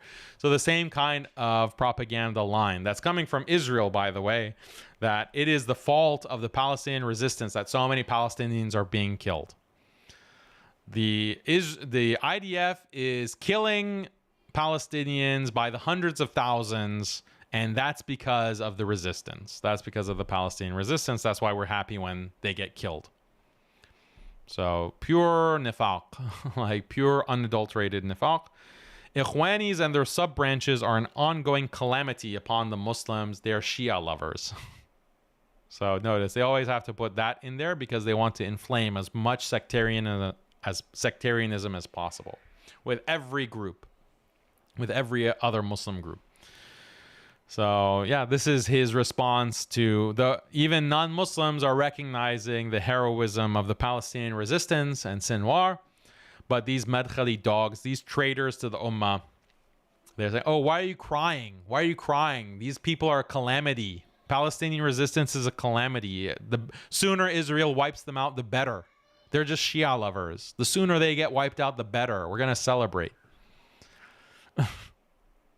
So, and then, yeah, these guys aren't political, by the way. Oh, we're not. The problem is the youth who are talking about politics online. That's the problem. But we don't talk about politics. We focus on Quran and Sunnah. We focus on Quran and Sunnah. Yeah, where's the Quran and Sunnah in this? Judeo-Muslims. And here is another professor. He's the professor at the Islamic University of Medina in the Department of Fiqh. And he had this statement against the Palestinian Resistance. Hold on. Who caused the disasters that occurred in Gaza? And who caused the Zionist enemy to be dragged into exterminating Muslims? There's no doubt that it is a violation of the Sharia and that people of whims and loyalties follow policies that contradict the truth in order to serve their own interests. It is not part of the correct jihad at all. Jihad has its conditions, causes, and obstacles, just like any other form of worship. If the conditions and causes are not met and the obstacles are not removed, then jihad is not valid and the desired result will not result from it, and this result will be opposite and may destroy the crops and the offspring. These conditions and obstacles are known, decided upon, and applied to their correct reality by the well-established scholars of the people of the Sunnah and the community, Ahl Sunnah wal Jama'ah. So the same, and then he cites, see, look, the same kind of misquotation of Ibn Taymiyyah. There is no opinion more reprehensible than an opinion in which the blood of thousands of Muslims was shed, and by killing them no benefit was achieved for the Muslims, neither in their religion nor in their worldly life. Rather, the good was diminished from what it was, and the evil was increased from what it was. So this is literally coming from some office in Tel Aviv. Like, these arguments are being crafted in an office in Tel Aviv and then sent to the diplomatic envoy in Saudi, who sends it to the Islamic University of Medina, the office is, and this dog Suhaimi tweets it out. And then Shamsi gets it, and Wajdi gets it, Dollar Store Pitbull gets it, Rabbi Ferris gets it in the UAE, and they just repeat it. That's the isnad. Their isnad goes straight to Tel Aviv. So these people have to be completely trashed and discredited. Unfortunately, they have sullied and tarnished the reputation of the Islamic University of Medina. They've tarnished it. Like, how can you look at anyone who is affiliated or has graduated from Islamic University of Medina with the same lens? Like, basically, they've created a situation where it's guilty until proven innocent. If you are a graduate of the Islamic University of Medina, you have to prove to me that you are not a MADKHALI. You have to prove to me that, because I assume that you're a MADKHALI. You're guilty until proven innocent because of your association with that institution. I'm sorry. Look at what's coming out, like, from their Department of Fiqh. Like, celebrating or like discrediting the Palestinian resistance at such a sensitive time. This was tweeted right after they assassinated or they killed Sinwar. So unfortunately, like, they have completely destroyed the reputation of what was a important institute of Islamic learning, the Islamic University of Medina. They've turned it into like a Zionist outpost, basically. Another MedKhali account: Sinwar is as responsible for the deaths of thousands of Palestinians as Bibi Netanyahu. He's clearly an Iranian agent, as Iran only backs those who kill or contribute to the deaths of Muslims. So please don't try to get Iran out of this mess. So they have the same lines, they have the same talking points, they just spam it. They just spam it. He is as responsible. The Palestinian resistance is as responsible as Netanyahu, as responsible as the Zionists. Sinwar, and this is, look at the name, by the way, Abbas as-Sunni. As-Sunni. Talib al-Ilm 77 says, Sinwar wanted Muslims to become mushrikeen. That's what Shamsi said, remember? The Palestinians, they're worshiping graves. They're literally making sajda to graves with a big picture of a Shia overlooking them. He praised a bunch of filthy mushrikeen, abusers of the Sahaba, and called them martyrs. A blind sheep with little knowledge will start loving these Rafidi pagans, and they will easily persuade him to accept their polytheistic religion.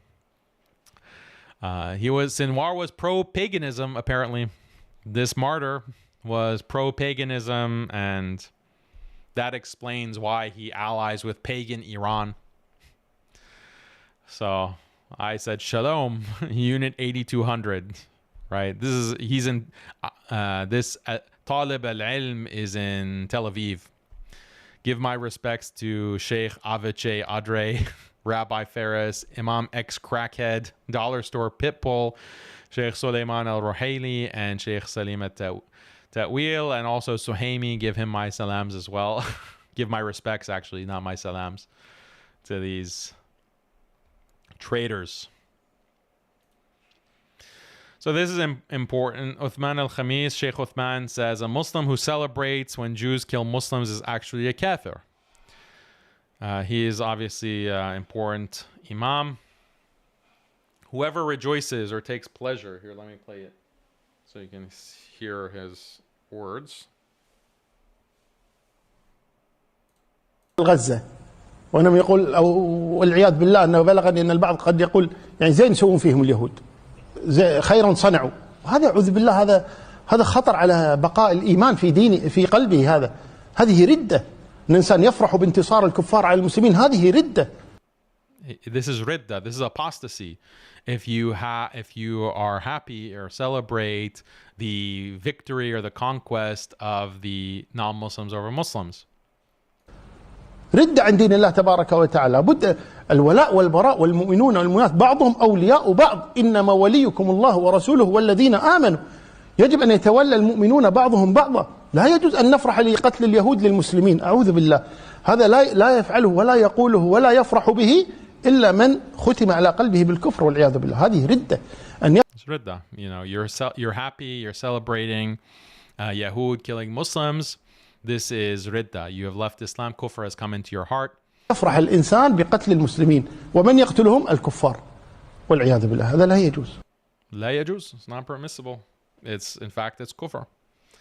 So this is the fatwa, and he's saying this in response to this massive campaign by bots coming out of those what countries? Saudi, UAE, Egypt, and Morocco, celebrating the killing of Yahya Sinwar. He's saying this is ridda, apostasy. You're apostate. So it's not just, when we call them Judeo-Muslims and we say that these are munafiqeen or they have the signs of nifaq, don't just take it from me. Take it from these other authorities. And then I made this point about sectarians. So, okay, well, when it comes to Yahya Sinwar, what was his aqidah? What was his aqidah? Was he Ash'ari or was he Athari? Or was he Maturidi? Or what was exactly his position on Yadullah or the Sifat of Allah or Istawa ala al-Arsh? What exactly was his position? Do we know exactly what he thought about Tawassul? Because if we don't know, we shouldn't say Allah yarhamu. We shouldn't have any kind of positive feeling towards him because he might be an innovator and he might be burning in hell as an innovator. Right? Right? All of those sectarians that made a big deal about, what's Daniel's aqidah? What is Daniel? Daniel doesn't talk about aqidah. So what is he hiding? Remember the bozos who are making, video after video after video? What's Daniel's aqidah? Right? Well, did you know what Yahya Sinwar's aqidah is? Or Ismail Haniya's aqidah? Did you know? Did you ask them? Did they talk about it? What are they hiding? What are they hiding? So these sectarians are hypocrites in the sense that, I don't mean they're munafiqeen necessarily, but I mean that they criticize me for something. But on the other hand, when it's someone popular, when it's someone who is beloved, someone who is a hero that's recognized as a shaheed, they don't have the same kind of criticism. Why? Why don't they have the same criticism of Sinwar? He didn't make his aqidah clear at all. He didn't talk about it. If it's so important that everyone has to be talking about aqidah and pick a side and make it very clear, I'm Ash'ari or I'm Salafi or I'm Athari. This is what I think about Istawa ala al-Arsh. You don't make it clear? You didn't study this? You don't think it's important? Well, that's suspicious. That's very suspicious and it's very problematic. We can't trust you. That's the claim that they've been making about me. Right? Or any other Muslim. The sectarians, their goal is purely to divide and conquer. So these aren't necessarily the MADKHALIS. They're not MADKHALIs. These are a second group of these Salafis who they want to make this Aqidah debate the end-all be-all of da'wah, the end-all be-all of Islamic discourse. That is their goal, and that's what they're attacking me for, because I am against that.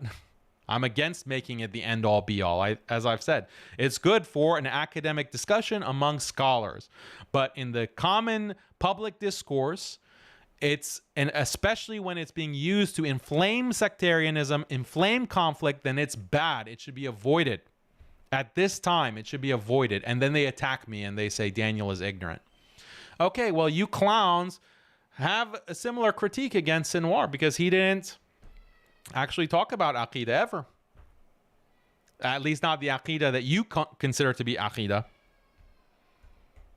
So where is the condemnation? Either they're silent or they're saying, "Oh, may Allah have mercy on Sinar." Oh, okay. So that's fine. How do you know that he's not being punished for his deviance? He might have not even been a Sunni, actually. You don't even think that Ash'aris are Sunnis, right?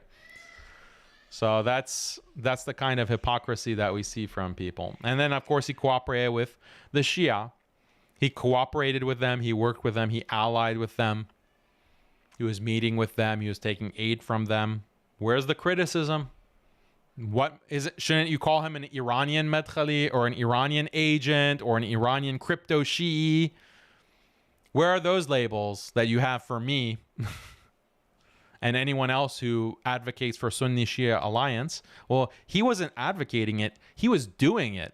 He was actually doing it. So you should have 10 times the criticism or 100 times the criticism for him than you have for me. But you won't open your mouth. Why? Because you don't have the guts. The MADKHALIS at least have the guts. They are able to speak out and reveal their hypocrisy, reveal their filth. They at least are open and transparent, like someone like Shamsi or Dollar Store Pitbull or Rabbi Ferris. They're open about it. But you sectarians are cowards. You can't open your mouth and make a consistent critique. So here is Sinar saying, if Iran did not support us, we would not have such power. So you can go, I don't want to play the clip because then that might trigger YouTube, but you can go to my Twitter and see it. And he's talking about Iran. He's saying Iran is the reason that we even have a resistance. We couldn't resist if we didn't have Iran's support. So he's what? Crypto Rafidi, crypto Shia, Iranian agent. Go ahead and use those labels. Have the guts that Shamsi has.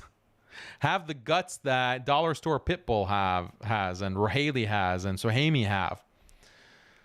You're even less than them. You're even if such a thing is possible, to be lower than a Judeo-Muslim MADKHALIS. MADKHALIS and sectarian traitor dogs will always hate Palestinian leaders like Sinar and Hania. Why? Because they worked hand in hand with Iranian Shia. Yeah, look, they're meeting. There's Sinar meeting with Khamenei.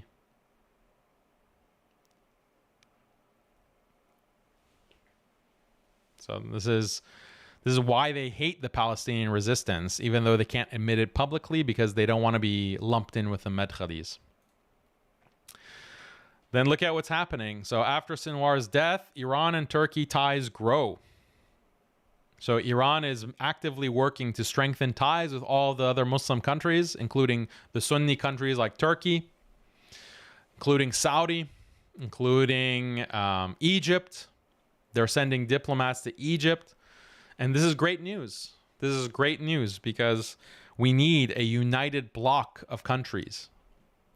We need all of the Muslim countries to unite and create a bloc. That is the only way to prevent Israel to expand and genocide more and more Muslims. And anyone who doesn't see this and is trying to break that up, you should view as an agent of Israel, a Zionist agent, whether they realize it or they not. Maybe they're deliberate agents or maybe they're just useful idiots, but they should be seen as Zionist agents or Judeo-Muslims. They want Israel to be as powerful as possible, to do whatever it wants, and the Muslims to be divided as possible.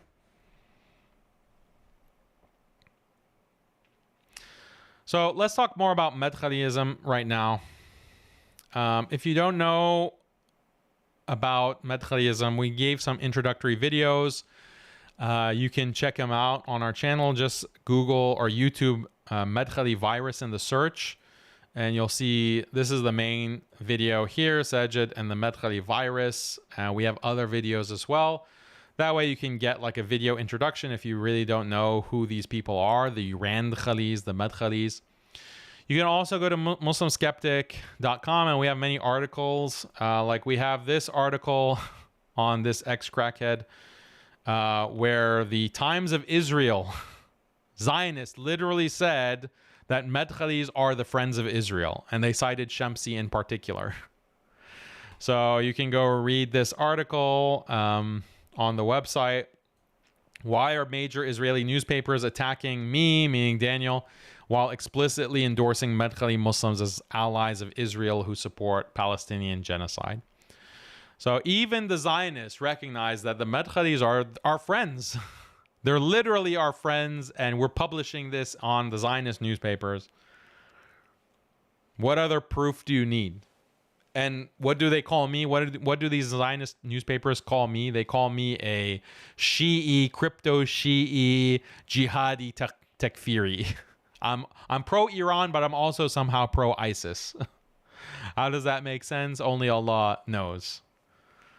So then we have this good article that compiles a lot of academic sources on the MADKHALI movement and its history. Important academic resources on the MADKHALI movement. And we, just as a summary, I'll read the main points of the article. But it has a lot of citations for you to go and read, like academic citations. So you don't have to take my word for it. You can just go and see for yourself. One of the most dangerous and damaging global Islamic movements today is known as the MADKHALI or Jami movement. Nevertheless, it's difficult to find credible information on this movement and its history. Here are key quotations from 5 peer-reviewed Western academic sources on MADKHALIsm. These sources are, etc. This is a list. So Saudi petrodollar spiritual capital in the Islamic University of Medina, a Wahhabi missionary project in transnational perspective, Jared Brackman, global jihadism, etc. You can go read these, go to these sources. There are 6 given. So then I won't read all of the quotes, but I'll give you the executive summary. So first point, MADKHALIs or Madakhila present themselves as Salafis, but they're fake Salafis. They're significantly different from other Salafi groups for 2 reasons. First, they emphasize unconditional and unquestioning obedience to governments in Muslim majority countries, even when these governments systematically repress Islam and overtly embrace secular liberal laws and policies. So that's the first thing. They support secularism. Like, what kind of Salafi supports secular policies? So when Saudi wants to have a Halloween celebration or a Christmas celebration, or they want to have a rock concert, or they want to have a bikini contest, the MADKHALIs say, don't criticize this. Don't criticize the rulers. That is haram. In fact, it could even take you outside of Islam. Don't criticize. That's why they hate me, because I'm criticizing the secularization of these Muslim countries. So that's the first distinguishing thing about the MADKHALIs. Secondly, they constantly attack all other Islamic movements, and they call them Islamists, basically, especially the Muslim Brotherhood. As a result, governments use MADKHALIs to destroy Islamic movements. So they are designed, the MADKHALIs are designed to cause as much sectarianism as possible, as much conflict and Aqidah wars, Aqidah fights as possible, because they want the Muslims to be disunited and constantly takfiring each other. Just like Shamsi saying, oh, the Palestinians are worshiping graves and they like the Shia, or what Suhaimi was saying, these are Shia lovers, or Wajdi or whoever, these are Shia lovers. Cause as much disunity, as much infighting to undermine any kind of political Islam movement. So that could be like the Palestinian Resistance, it could be Ikhwan al-Muslimin, it could be whatever group. That's what their whole agenda is. That's what their whole job is. And they ironically will claim that, oh, we don't talk about politics. We only care about Aqidah, when in reality, their whole mission and their whole goal is political in nature. Point B, MADKHALIs advocate for secretly cooperating with state intelligence agencies. When they encounter Muslim groups that do not agree with their principles, they report them to the secret police so they can be repressed. So MADKHALIs are the biggest rats. MADKHALIs are the biggest rats, the biggest informants. They go and spy on Muslims and they report them to the police. anyone if you're in the Muslim world in one of these countries in the Gulf, if you say something like, I don't know about Halloween being the best idea celebrated in a Muslim country, if one of these madkhalis hears you, he will immediately go to the police and report you to try to get you in prison. And they believe that the government has the right to assassinate, to kill you if you're a Khariji. If you oppose the government, the government has the right to assassinate you, to kill you, just for criticizing Saudi Halloween, just for criticizing Saudi bikini contests and Oktoberfest in Dubai, like alcohol-riddled Oktoberfest in Dubai. You have a problem with that, with celebrating the drinking of beer in a Muslim country? Well, that means you're a terrorist. And we have to neutralize you. The government has the right to do that. So you have some of their scholars, like Mandela, who passed away, will openly say that, yeah, we are working with the intelligence agencies. We are working with the police. We're agents. They openly advertise the fact that they're agents, and they're proud. We're proud to work with the governments and crack down on you terrorists. They have no shame.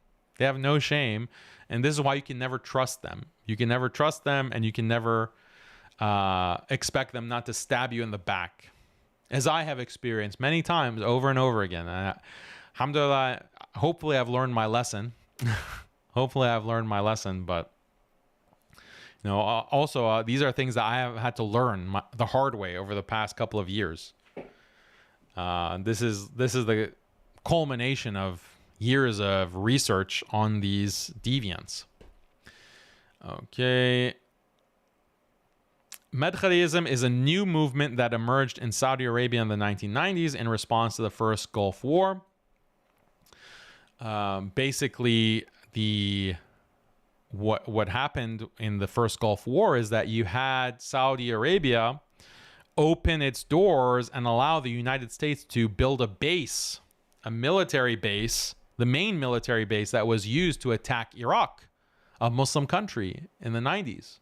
This was the first Gulf War. Many Muslims in Saudi opposed this. Like, how are we assisting the United States to kill Muslims, to slaughter Muslims in a war? This is impermissible. It's haram. This is even can reach the level of kufr. You had a lot of social unrest within Saudi because of this. So Saudi had to figure out, the authorities had to figure out, how do we create a movement to neutralize this criticism? We have to basically create a movement that says, no, don't criticize the government. Even if the government, we can't really win a religious debate. They acknowledge that. Like, we can't really win a religious debate on fiqh when it comes to this action of like assisting the United States and eventually Israel to kill Muslims. We can't win that. Instead, let's say, well, the government is off limits. You can't criticize the government. You can't debate with the government. And if you do, then you're a terrorist and we're justified in putting you in prison. Let's normalize that kind of religious argument. And that's the MADKHALI movement. And the main hub of that was through the Islamic University of Medina.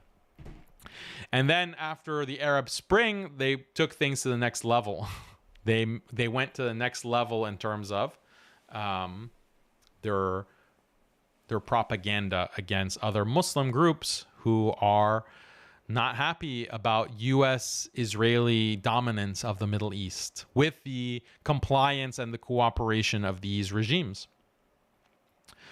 So that is how the MADKHALI movement started. It was because of the Gulf War.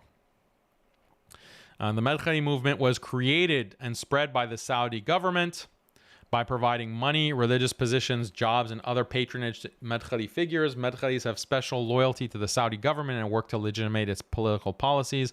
In other words, MADKHALIsm is a political tool of the Saudi government. And because of the Saudi government being so much in bed with the Zionists, then the MADKHALI movement becomes a Zionist movement, a Zionist tool. And that's how they're being used. Like when they're all coming out and condemning Sinwar, they're condemning Palestinian resistance. They're trying to create division so that Sunnis don't ally with Shia against Zionism. Who's leading that charge? It's the MADKHALIS. They're a Zionist tool. They are the Judeo-Muslims. MADKHALIsm has also been aggressively promoted by other Arab states, especially those inclined towards secularism and liberalism. These states favor MADKHALIs because they emphasize unconditional and unquestioning obedience to governments and cooperate with the secret police. MADKHALIs also help attack and destroy Islamic movements. MADKHALIs are a political movement concerned with aiding the Saudi government and its allies. However, MADKHALIs pretend that they're not political. Saudi Arabia's Islamic University of Medina is the foremost MADKHALI propaganda hub. It focuses on indoctrinating foreign students, especially those from the West. These students are used to spread MADKHALIsm abroad. MADKHALIs infiltrate religious institutions in the West and spread the movement's ideas through the internet and social media. So that's the cheat sheet, basically. That's all you need to know about these Judeo-Muslims, these tools of the Zionists. It's just 5 or 6 points, 6 or 7 points. And then if you want the sources and the citations, you can go. These are quotes directly provided by these university publications. So you don't have to take my word for it. All of this history is documented. It's not even a secret. Okay, so it's not just that's the MADKHALIs, and unfortunately, it's not just them. You also have ISIS. ISIS is also coming out of the woodwork to attack me, to attack Sinwar. And what's funny is that the MADKHALIs will attack ISIS, and ISIS attacks MADKHALIs, but both of them are two sides of the same coin. They're both tools for Zionism. We all know that. So here's one guy, the translation is saying, "Oh, enemies of God, we really do not hate Hamas because it's cooperated with Iran. We hate her because Hamas commits blasphemy and supports those who kill Arabs. And I will tell you more, that I will face my Lord with Hamas, and the Rafida is more infidel than the Jews. Your friends," meaning the MADKHALIS, "are infidels like you," like kuffar. So this is a Daeshi, ISIS fanboy who is making takfir of everyone. Making takfir of Hamas, the Palestinian Resistance, making takfir of me, the Shia, the MADKHALIs. Everyone is a kafir. This is another fake Salafi group, which is ISIS, run by intelligence agencies. Man, so these are all the different groups. Like you have the ISIS clowns, you have the MADKHALI clowns, Judeo-Muslims, and then you have these Arab nationalists. These Arab nationalists also dogpiling me. They come and join hands with ISIS and MADKHALIs and Zionists to say that, look, the most terrible mistake in the history of Islam is that Iranians became Muslims and joined Islam. SubhanAllah. Like, look at the nifaq, the hypocrisy in such a word. So this is, and then look, like, how can you be upset, or how can you say that this was a mistake? Terrible, the most terrible mistake, that Persia became Muslim. SubhanAllah. That's how much racism some of these Arab nationalists have. They pretend like they're Sunni Muslims. They pretend like, oh, we just care about the Syrians. We just care about the Sunnis in Syria. That's what they pretend. But in reality, their hate is for Persians. They hate Iranians. They're racists, like they're basic racists. And if you say, hey, your racism is actually in line with Zionism, you're helping the Zionist cause, they say, oh, the most terrible mistake in Islam is that Persians became Muslim. SubhanAllah. And it contradicts, obviously, the clear statement of the Prophet sallallahu alaihi wasallam. The Prophet sallallahu alaihi wasallam said in a hadith, this is reported in Sahih Muslim, that if the religion were at the Pleiades, so Thuraya, Pleiades is like a constellation, the stars. If the religion was in the stars, even then a person from Persia would have taken hold of it, or one amongst the Persian descent would surely have found it. So this is basically the Prophet sallallahu alaihi wasallam for telling us, prophesizing that the Iranians would become Muslims They would capture, they would embrace the deen of Islam, even though it's far from them and what they know. That's the metaphor that's being used. Even if it were in the stars, someone of the Persian descent those of Persian descent would embrace it. So this is the good news for Persians, for Iranians, and this is the source of their pride, that the Prophet ﷺ would even mention Persians. That's all the pride that we need as an ethnicity, as a people, that even the Prophet ﷺ would care to mention. So me as an Iranian, the only kind of pride that truly I have in being an Iranian is that the Prophet ﷺ would mention Iran, or mention the Persians force. So yeah, that's... Yet you have Arab nationalists saying the most terrible mistake in the history of Islam is for the Persians to be Muslim. So perhaps, maybe this is not really an Arab nationalist. Maybe it's literally someone from Tel Aviv. But it's hard to distinguish these Arab nationalists from the Zionist bots in Tel Aviv. It's hard to distinguish. Don't you think that's a problem for your ideology? And we have a long list of all of the Persian scholars that are coming from a Persian ethnicity. Scholars like Imam Abu Hanifa, Imam Muslim, Imam Bukhari, At-Tirmidhi, An-Nasa'i, Abu Dawood, Ibn Majah. All of the major hadith collectors almost were Persian. They were Persian descent. Also, the Quran transmitters like Hafs, for example, Asim, Warsh, Nafi, they're all Persian ethnically. So the preservers of the Quran, the preservers of hadith, some of the major legal scholars like Imam Abu Hanifa, Ibn Hazm, Imam al-Ghazali, Sarakhsi. Look at the history there. And we can go on and on. So... yeah, that's my presentation. That's all I had prepared for you. Inshallah, we have to move beyond this petty sectarianism. We have to fight against the Zionist plot. I have to keep repeating and emphasizing this message because some people will refuse to get it and they don't recognize the gravity of the situation. But hopefully now you've been woken up.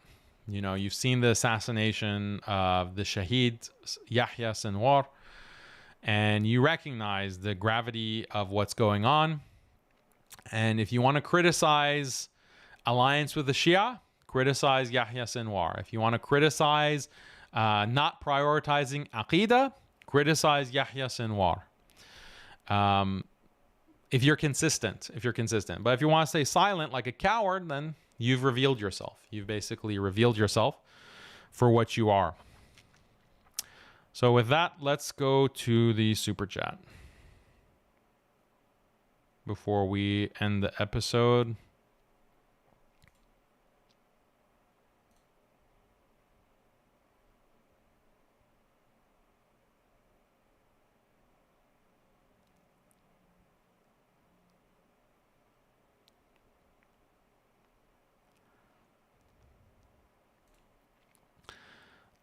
Thank you for a super chat, Vicky James. What does my last name mean? It means seeker of truth. Haqiqatjou. Haqiqat means truth or reality, coming from haq. That's the root. And then Jew in Persian and Farsi means seeker. So like a college student is known as a Danish Jew, like someone who's seeking Danish. Danish is like education.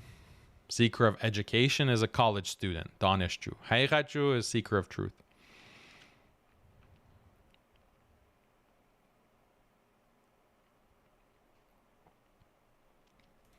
Thank you for your super chat. Regarding Sunni Shia unity, Muslims who are supporting Palestine are putting their lives on the line, and whatever differences we have, we'll discuss in private, not during a genocide. Nasr to Islam. Ameen.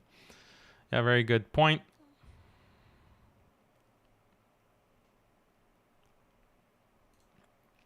People, thank you for your super chat, Berber bro. People attacking Sinwar are 1% the man he was. Yeah, more like 0.0001%. May Allah grant him mercy. Did you discuss the various Shia believers, or did you already do that in a previous episode? It's important so we know how to talk to them. Thank you, Brother Daniel. Yeah, so inshallah, there's going to be a debate. This was announced. Finally, the sectarian clowns agreed to debate me on whether the Shia are Muslims. And it's going to be an exciting debate, first of its kind, 2 versus 1. So they're going to double up. These sectarian, Arab nationalists, racists are going to double up, 2 of them versus 1, because one of them can't debate me. He was too scared. So they have to join teams, join forces. And we're going to debate whether the Shia are Muslim or not. Spoiler alert, the Shia are Muslim, but, they have deviated beliefs. So that's the position that I'm defending. And then the second part of the debate is that should the Sunnis ally with Shia, specifically Iran, or should they ally with Israel and the United States? or neither. That's what the debate is going to be. It's going to be 2-on-1. It's going to be streamed, inshallah, on this channel, inshallah. And we're trying to figure out a date for that. But it's exciting. I haven't done a 2 versus 1 debate, but it should be a good one. You can see, am I going to be able to rise to the challenge? I don't know. We'll see. It's going to be exciting. But yeah, Shia are Muslim. And I have an entire presentation that I wanted to do on this question. But since there's a debate, I don't want to give them all of the research.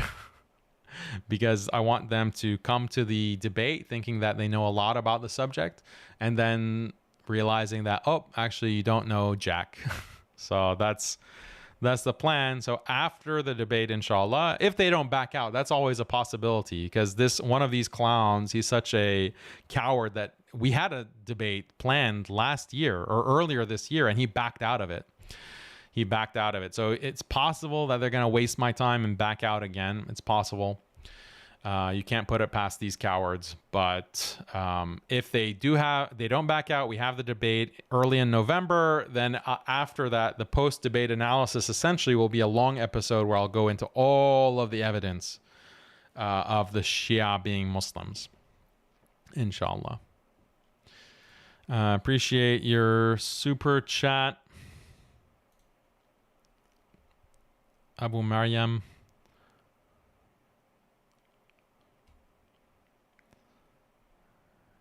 Okay.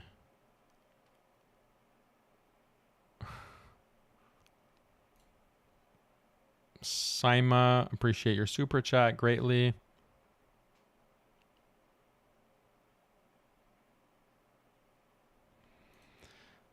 Chocolate Walla, appreciate you. The Intercept is reporting that following Sinwar's demise, an enclave called Palestine will be created and overseen by MBS and MBZ after normalizing.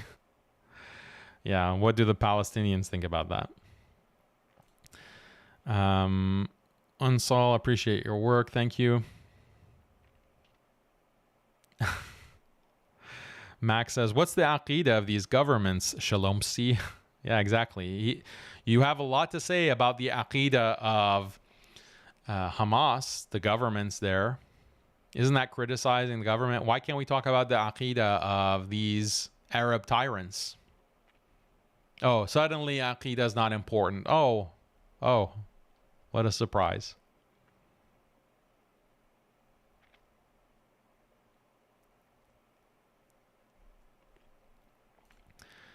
Great points about the dangers of sectarianism. Appreciate it. Conserve.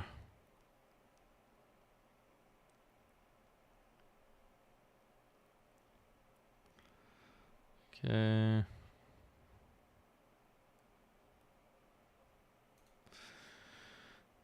Do you think Israel would resort to the Samson option of the whole world war to finally consider it a rogue state that needs to be dealt with, perhaps through invasion?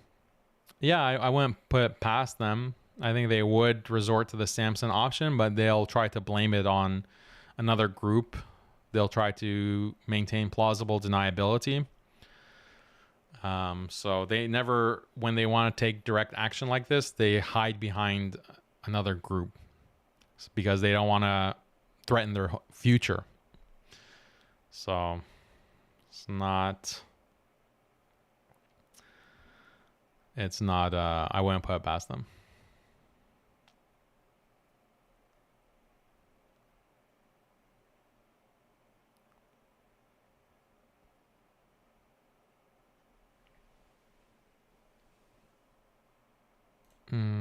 Khalid says, what do you think? Spread salam from the heart, line up for salah according to the rules, have husn al-dhan for brothers, be there for your brother when he needs you, individually or collectively, to unite us. Yeah, so when it comes to unity of the Muslims, this is not like a mystery. Like, your Muslim brother has certain rights upon you. And if you maintain those rights, that creates unity by itself. So you've mentioned some of them. Spreading the salam, having husn al-dhan, not engaging in backbiting, ghaiba, not engaging in slander. And not engaging in slander doesn't mean that you don't do amr bil ma'ruf wa nahi anil munkar, enjoining good and forbidding evil. You have to do that as well, but you have to do it in the right way. These, if you apply the rights and duties of brotherhood in Islam, then you'll create brotherhood. You'll create unity. That's part of the beauty of Islam. Islam doesn't just come and say, yeah, you need to be brothers. Muslims need to be brothers, and just leave it as a theoretical matter. Islam gives you the ABC of how you can be brothers, how you can cultivate brotherhood. And for example, if your brother invites you somewhere, and if you don't have any legitimate excuse, you should accept his invitation. Like, he invites you to have a meal. That's part of brotherhood. Sharing. If you have something and your brother needs it, share. You should share. Have a good assumption, husn al-dhan. Like, don't have suspicious thoughts, illegitimate suspicious thoughts about your brothers. These are things, when practiced, it cultivates brotherhood. Islam gives us the formula, gives us the step-by-step ingredients for brotherhood and sisterhood. That's part of the beauty of Islam, and that's how we know that Islam is from Allah. Other religions have a theoretical concept of brotherhood or unity. I'm not all religions, obviously, but what is the actual step-by-step guide to achieving that? We have that in Islam.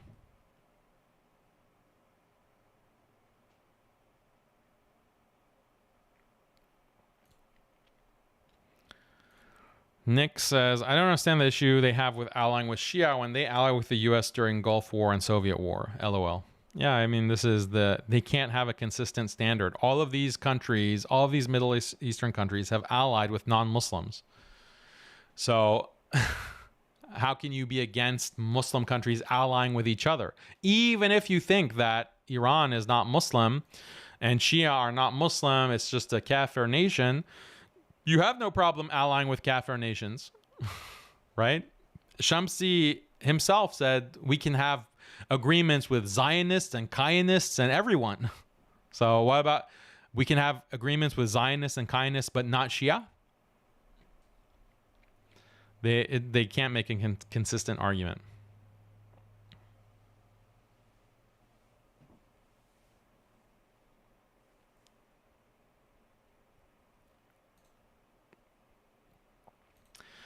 Are there any scholars of Sunnah on same paradigm like you about Shia, both in history and today? And what about Iran's expansionist policy in the region, both ideologically and militarily?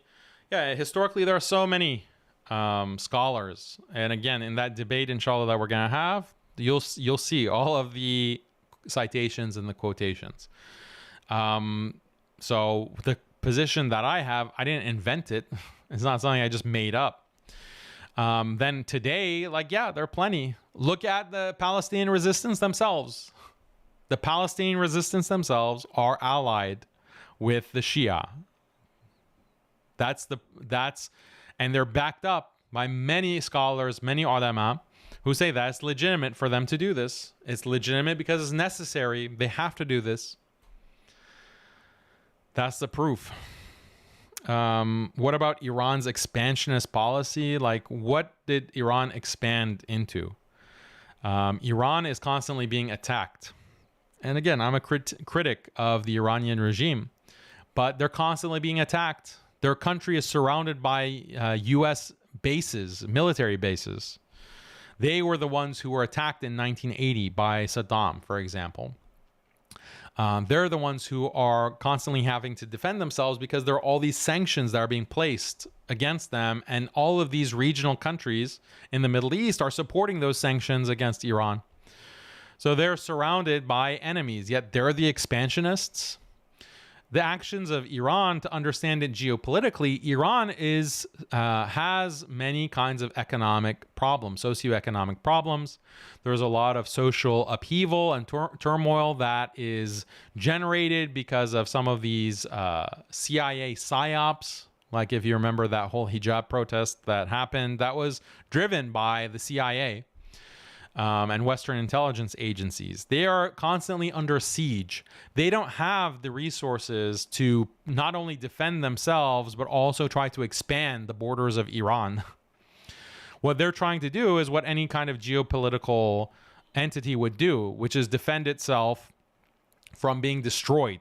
And that is Israel's objective. And they're trying to draw the United States to destroy Iran once and for all with regime change, with basically turning Iran into Gaza, like they did in Gaza and they're doing to Beirut. That's their plan. So anything that Iran does is self-defense in that context. But yeah, there's much more that can be said.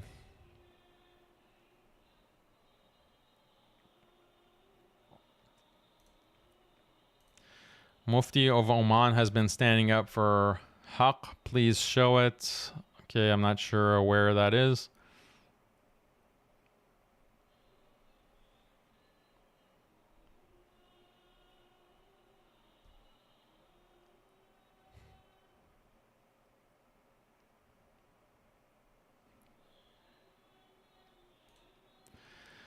Afgangster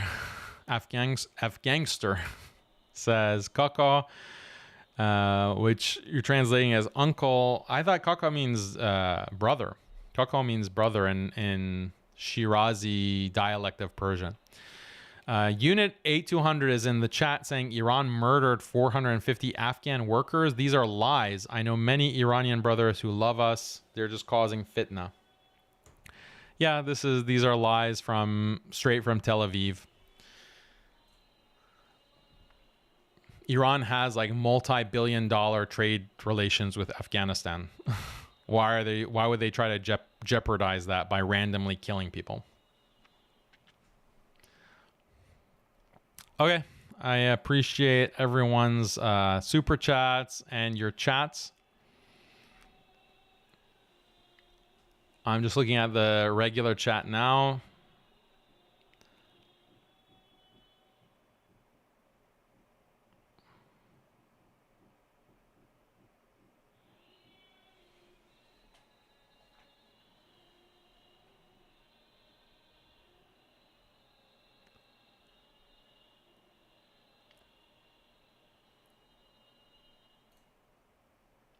Here's a good comment. Everybody remember at the time of the dying days of the Abbasids, different sectarian debates took place every day in Baghdad. Mongols took advantage of it and killed, raped, and destroyed the Muslims. Yeah, this is a repeated pattern throughout history. There's no problem with having differences. There's no problem with ikhtilaf. But when you elevate that ikhtilaf to become a way to divide Muslims and to create constant conflict with Muslims, that's when it becomes a problem. And that's when it becomes a very dangerous situation that our enemies can take advantage of. Those enemies, they love it when Muslims divide themselves on the basis of ikhtilaf and these kinds of debates. And make it a priority over unity or alliance against the enemy.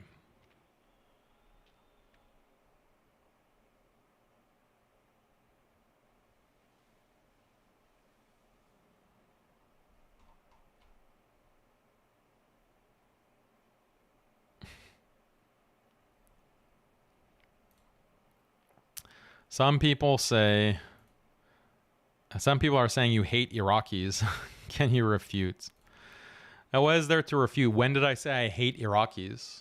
Just because I criticized Saddam Hussein and said that Saddam gassed 100,000, between 50,000 and 200,000 Kurds, Sunni Kurds. Saddam gassed them with chemical weapons. So that means I hate Iraqis? The people who are saying this themselves are racist, Arab nationalists, and Baathists. So they want to create propaganda against me and say, oh, Daniel is against Iraqis. No, I'm just against your false idol that you're worshiping. That's what I'm against.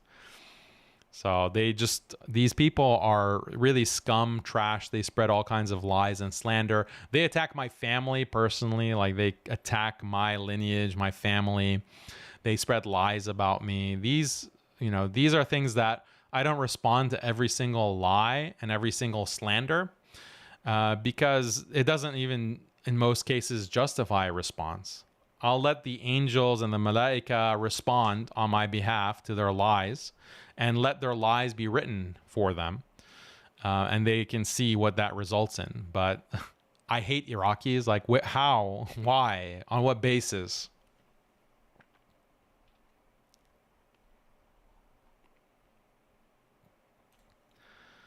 Suit says, love your stuff. Keep it up. Appreciate it, brother.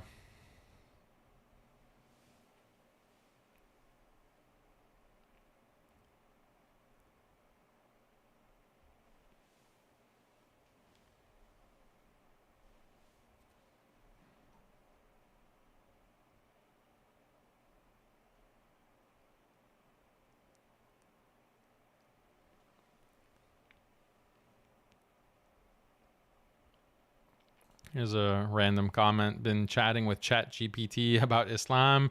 Keep saying you would be Muslim if human. How Quran is both ethical and internally sound and externally preserved scripture. Big Bang Theory, Fibonacci sequence, string theory. Of course, not enough for atheists. That's interesting. ChatGPT.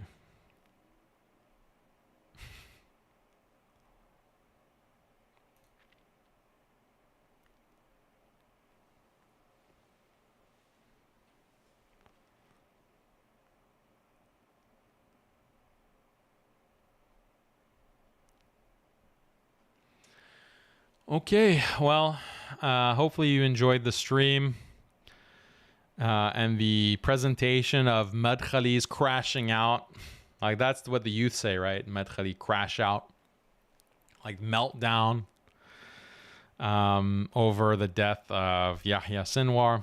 So they've exposed themselves, and anyone who is supporting MADKHALIS, you have to just view them as Judeo-Muslims at this point. Judeo-Muslims, and their teachers are rabbis. So call them rabbis, like Rabbi Ferris, and call them by what they are. Call them by what they are. It's like, we can just like laugh at this point at how stupid they are in exposing themselves. Next time we have a stream, inshallah, it's going to be hopefully on feminism. Impossible questions that a feminist has posed, or a Muslim woman who is struggling with feminism, and she has some impossible questions on polygamy or polygyny, impossible questions about Jannah. Why is it that men get hur al-ain, get virgins, and other such issues? So we're going to address these possible questions or get started. I don't think we can do them all in one stream, but we'll try. So be on the lookout for that when I announce it, hopefully later this week, maybe Saturday, I'm thinking, inshallah. And also, there might be a stream if Israel decides to attack Iran. That attack is imminent, so there might be a stream to cover that. I don't know. Just subscribe to the channel in order to see any updates or be notified of any live streams upcoming. Subscribe to our newsletter. The link is in the description below. Subscribe to the channel. Subscribe on Rumble. We have a channel. All of our videos are mirrored on Rumble, and eventually we might have some Rumble exclusive streams because some things you can't just talk on YouTube. You just have to do it in Rumble. So subscribe to Rumble so that you don't miss any of those, inshallah. And I appreciate all of you guys, jazakumullah khairan, for watching and contributing to the chat, giving your super chats. I appreciate it. And inshallah, we will see you on the next one. Assalamu alaikum wa rahmatullahi wa barakatuh.